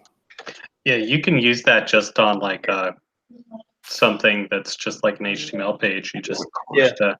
Oh, really? Like, Okay, cool. Like a static website, vanilla. yeah, if you here, I'll drop the link in there. They have example with a CDN script you just put on your page.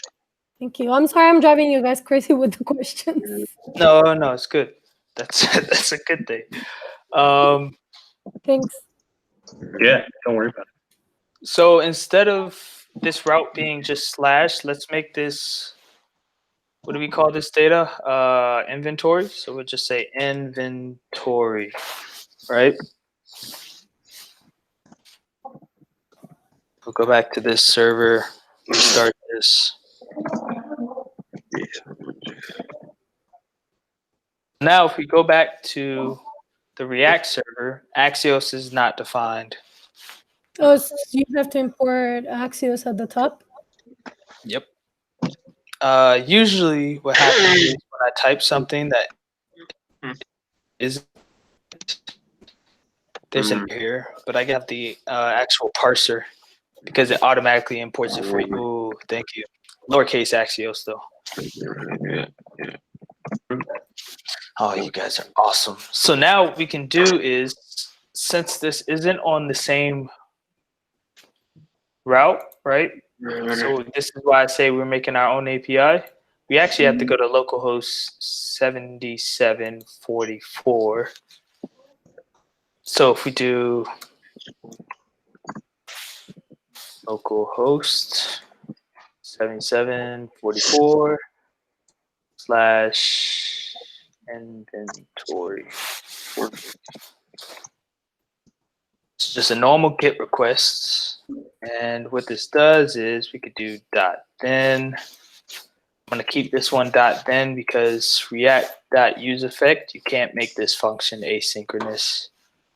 So you'd have to make a function outside of it that's asynchronous and call it inside of here. And you still can't do a wait in here. It's just a mess. That's So because you have the React dot or just on use effect period? use effect period. This hook only takes a normal function. Oh, okay. So we have .then. We have datum. I want to name this datum for a certain reason. The reason I am is because we're probably going to have to do datum.data. Then here we could do .catch. Handle the catch first just because.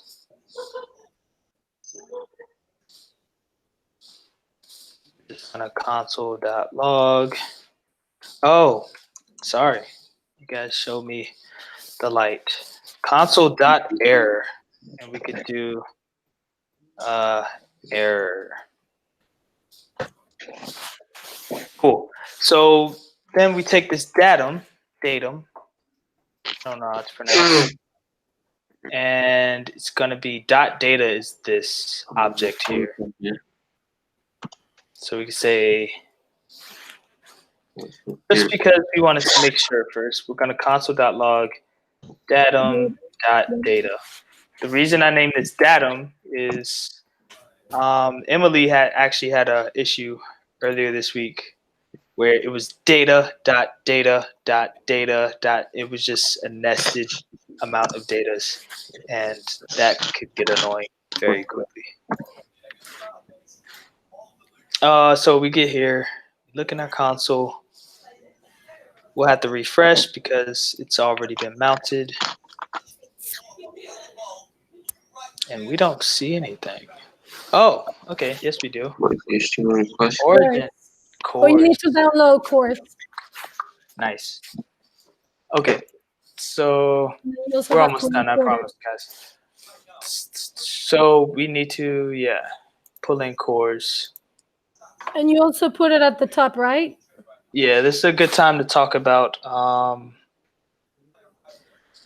watching. I'm really watching this. So npm install cores.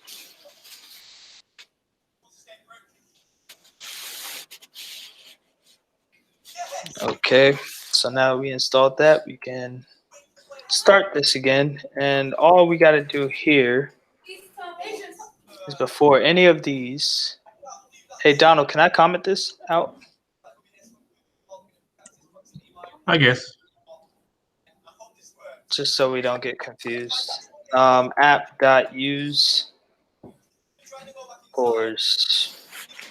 And we're going to have to pull in cores. So we could say const cores equals require cores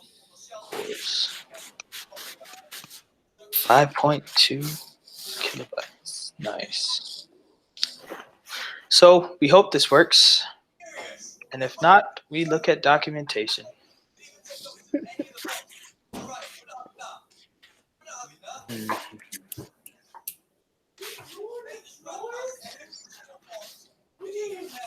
So if we go back to React, we refresh, still getting cores error.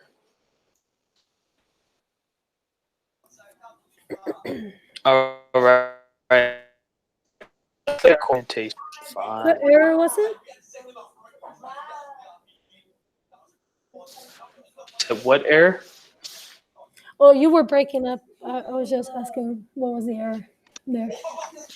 Has been blocked by cores policy. So we're just looking at the documentation, trying to figure out.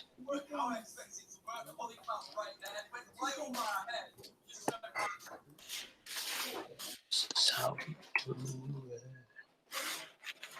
it. Cool. We did this. App.use cores.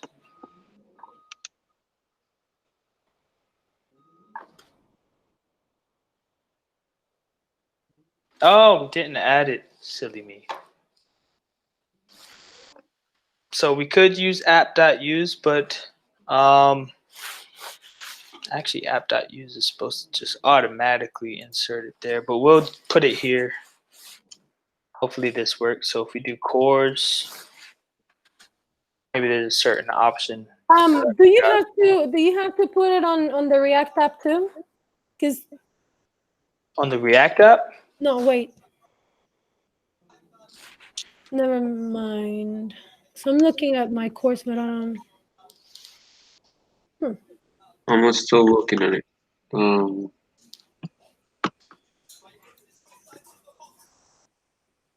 some reason, this isn't. Let me try to restart this. Yeah, I don't remember how. On your index.js on the server side, is there anywhere else that you had to put that course?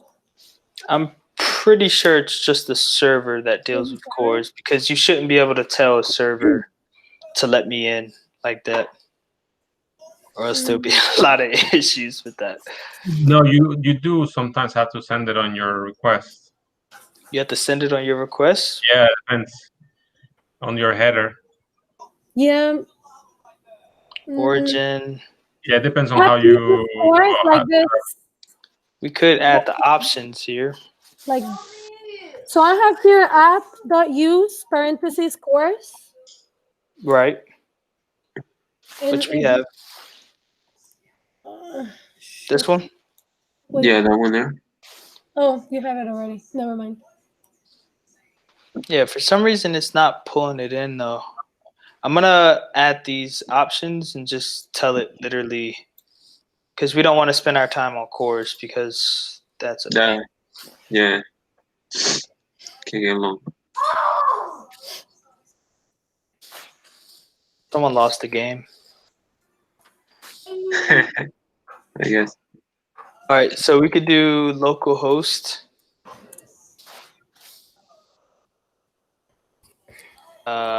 What is this on? 3000?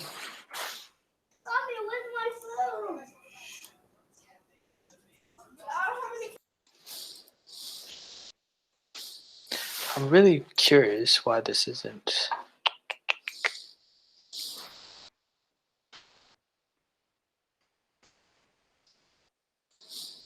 Check your package JSON. It should be there somewhere, maybe as well. And the package.json, yeah, it Or should be. is it the right version, 2.8.5? For course, 2.8.5. Yep. Um, let me see. I can find a I don't think the version. version should change no, things because besides, it is the most updated one. So Sometimes it happens. Yeah, I'm not gonna lie. But also the package lock JSON, do we have I one? don't have it. No. error failed. I'm talking about the package lock JSON. You want to never. I'll let you know right now. You never want to touch the package lock JSON. Yeah. Just future wise, you All right. if you touch that, you could Break something. everything. Yeah. The reference to the. Well, I didn't want to change it. I just wanted to make sure it was there. Maybe what I'm doing is, HTTP. Maybe that's it.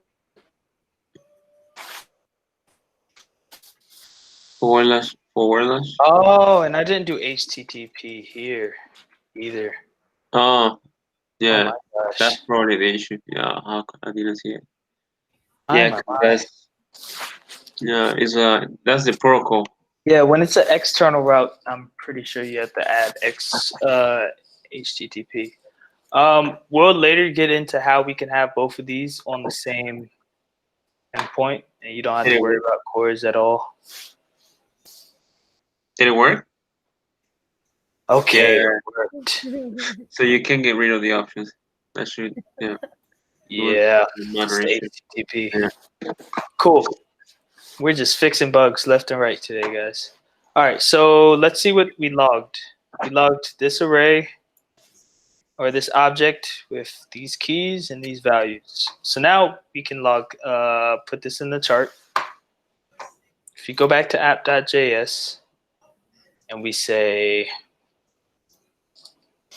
set, we're on that last part right here. That's all we want to get to. Set data, which right now, if you look, there's a warning that we didn't use set data. I won't go all the way into it.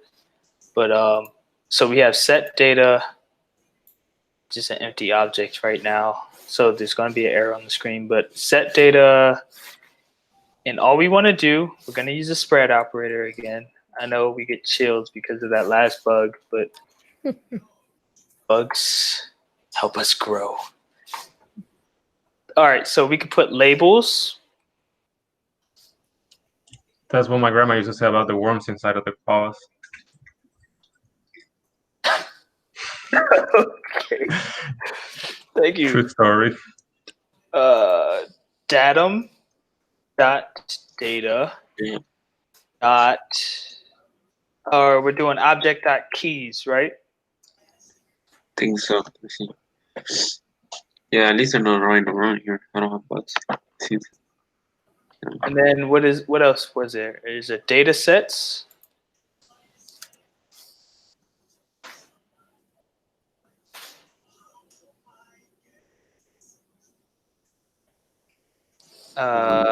We can do that equals this array that already has what data sets, or we'll put an object in here because this is kind of tricky, right? Because we have, if you have multiple data sets, this can get kind of tricky, but luckily we have one. So we can say, we're going to fill this with data sets at 0. So again, the spread operator. This is red because we didn't add a comma. Last thing, we want to add which field here? Data. So we could say data equals object dot values.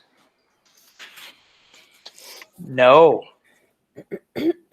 First we have to, so how did this data come back, right? This arrays. we want to get these to actual numbers, right? So these correlate to each label that's here: January, February, March, April. We want to do the same thing here, so we just have to find out how to make this. How? Yes. How to make this what? How to make this into, so if we say const values, sorry, how to make this into an array of averages. So values is datum dot data dot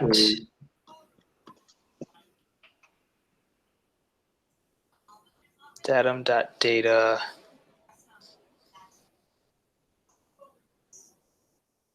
and we're going to say this is object dot values.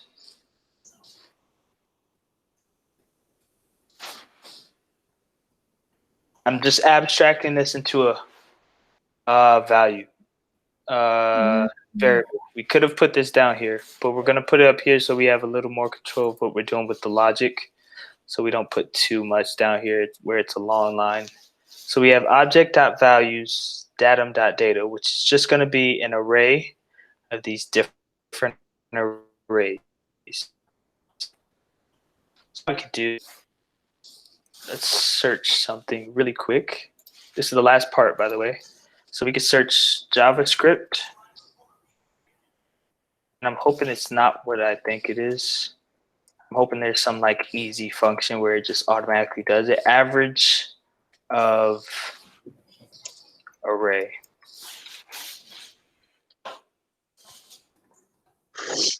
Of course, that's how you do the normal average. The dynamic array? Yeah. I just don't want to do like a normal for loop like this. Looks No. like I guess. Let me see if I can. we're gonna have to. All right, so we're gonna have to do the for loop. Yeah. Cool. No problem. No big deal. This will just be really quick. For let I 0. Column. It'll be datum.length. No, wait. Data.length. So we're gonna have to actually do this for each version of data, right? So let's do dot map because we want to turn these arrays to a number. So we'll just call this array.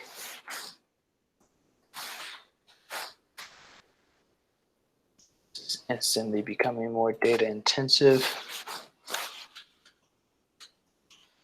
Cool. We have this array. I equals array.length, or is less than array.length. I plus plus. Thank you. I plus plus. Cool. It's a normal for loop. Now we could say we have a counter here, which is the sum. Starts off as 0. And inside of this for loop, we're just going to say array at I. I'm going to say sum equals this plus that. All right. So then we're going to return sum. This should be the actual values. We're mapping it out, counting the sum. We're returning it. And actually, you want to return sum divided by what? Array length. Cool. That's values. So now we can say data equals values. Now you guys see why I moved it up here, because if we had to do all this here, it would have been messy. Okay, so we have this. Hopefully this works. Fingers crossed. Unfortunately, Stack Overflow did not help us with this. Data sets is not defined.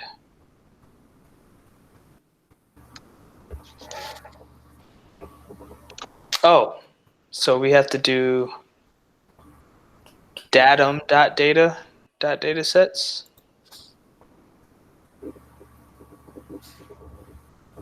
See, it's just a bunch of kind of tracking yourself, knowing where everything is. So all of this stuff has to remount. Hopefully this works. Nice. Are we logging it? No. Yeah. Can I read property of 0? Is where you put the 0 before the for loop, I think. Oh, but you have. Does this tell us a line? Unfortunately, this doesn't. Okay. Line 38. That helps. So it's inside of this. It's talking about this here, right? Do you see the S yellow as I do on this side? Is the Oh, I don't think this is. I think this is just data, not data sets. Right? So this is what we're getting from the fetch, but data is actually our state. We should probably rename those, by the way, because that's confusing. All right, I think we're pretty much settled.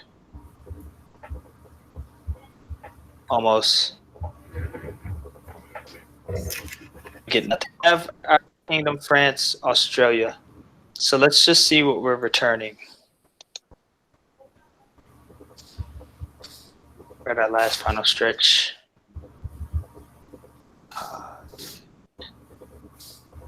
So next time we meet up, what we're doing is we're using this type of functionality, and we're just going to build on it.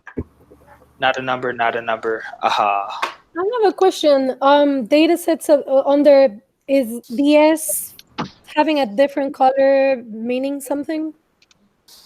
Can you say that again? Yeah, if you scroll down a little bit. I just probably is already gone. Oh no, never mind. It changed. I think every time, since people are watching this, every time I make a change, it automatically updates. So that's why things keep running hectic. All right, so now we have it. Australia obviously gets more data. And this is it. Nice. Or obviously has a higher average price. And this is basically how we're going to do this for different charts. Took a little longer than expected, but we got there. So what you can expect next meetup is we're probably going to take a slower approach, attack maybe one chart at a time. But next meetup, we really want to get this data into a database. And I think it's agreed that we're going to do Mongo. So that's next. And then after that, Mongo. We work diligently with these separate charts. Hey, cool. Kyle, how would you use, I think you said that you can use reduce anytime where you would normally use map and for loops. How would you do that with the code that you just implemented? That's a great question. My God. Yeah. Sorry. That got me very excited. Yeah, so you would do reduce here. And remember, this takes multiple values now. So we have a previous, and we have an array, which we can call, we'll just keep it array to keep this logic similar for now. And we want to start off an empty array, right? The same thing as map. And we have this previous. So what we can do here is instead we can return an array with ... previous, and we're appending to this array this number here. That's it. So we're just returning an array, which map does naturally. You get the same results. Cool. Great question. Cool. Yeah, reduce is my favorite. Personally, I like it because not many people use it. it's another way for you to brag, right? When you know something that's kind of, I guess, not common knowledge. Typically, you see map or for loop, so it's just another tool to add to your toolbox, but it's very handy. Cool. Did that make sense, or did that answer your question? Yeah, it did. I was just looking at it and I was like, oh, I see a map here. I see a for loop here. And I was like, I feel like you could maybe just use reduce for all of those things. Yeah. So actually, I previously had a one-on-one where we were talking about loops inside of loops and the fact that they the effect that they have on each other. So this is another type of pattern where, if you think about it like a 2D array, we've already done this with Connect 4, where we're going across this array of different countries, and then we're getting all of their values and doing an array for that. That's all this is doing. Yeah. But really, yeah, it's just, this is map now. Previous starts off as an array, and we return an array. Cool. Any other last? Pure awesomeness. Thank you. You are. I'm sorry? I said pure awesomeness. Thank you. Dope. No, Yeah, I learned a lot. Yeah. I definitely like these sessions. Yeah. I can't wait for Mongo, man. Yeah. By the way, there was less. This was more like an introduction to both the back end and what we were doing on the front end. There's going to be a lot more interactivity, things for other people to do.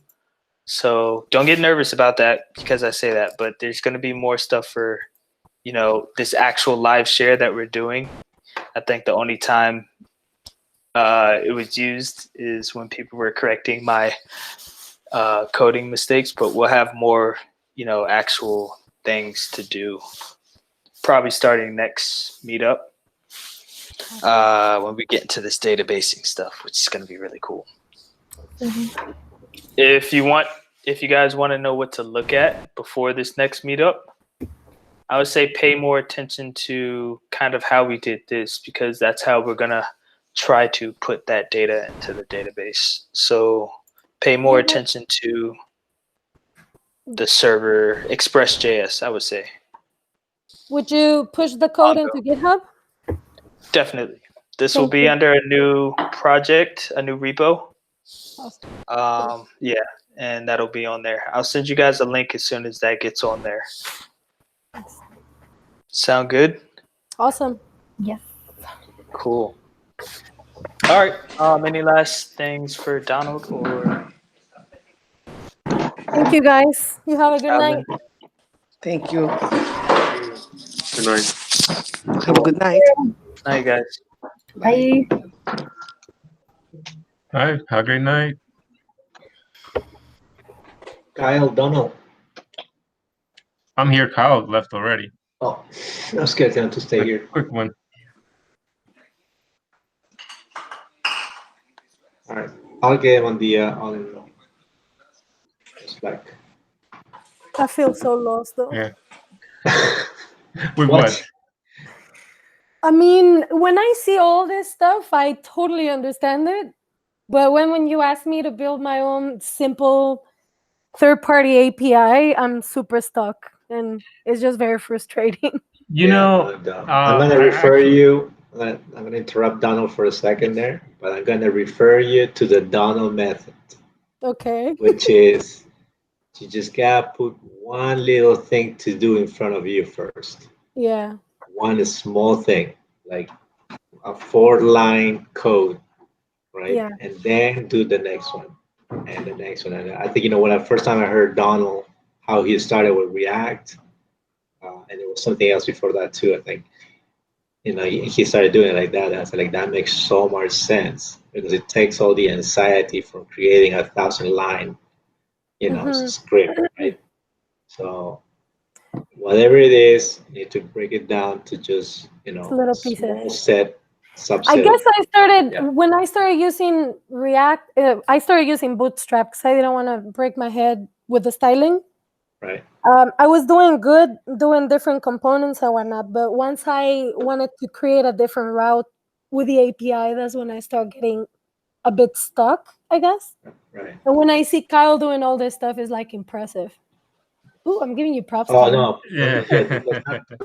He's back. No, Oh my goodness, I call him. I'm gonna tell you two of my experiences. Initially, when I started learning programming, I was actually just improving my workflow at work, and I was actually learning Visual Basic for Excel. So it was just like little things to improve my abilities, to improve my flow. Like it's like, okay, I have to do this. Excel can make it a little faster. Oh, I can do this. Oh, Excel can make it a little faster. And I started getting into like, okay, I can actually make it very automated. I can actually make it all this. I can actually make it all that.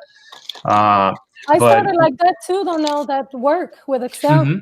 But That's no, my other what the point I was gonna get is that I always looked at whatever else was out there, even though if I didn't understand it, because later on you'll be like, oh, I think I've heard of this before, and then next time that you hear it's like, oh, I think I heard that before. So yes, so when you see something that you wanna do work on, and then you see somebody like make it like so like easy or something to work, and you're like, okay, yeah, I can do this, and then you try to do it, it's frustrating. But then you have to refer to like just make a little thing, just make one endpoint, and then make that endpoint return just one thing, even if it is a hello world.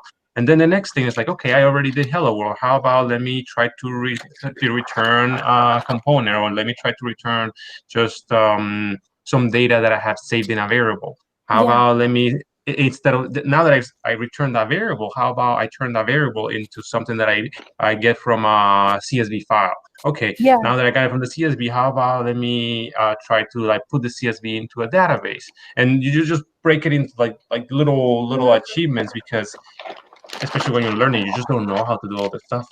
Just don't. No, and Kyle has been amazing. He's helping me a lot. So you're making sense, just a little bit at a time. Yeah, but I definitely also understand the eagerness. All right, guys, I'll leave you alone. Have a good night. Have a good night. All right, see you. All right, you turn off the recording. Oh shoot. Nope. Oh,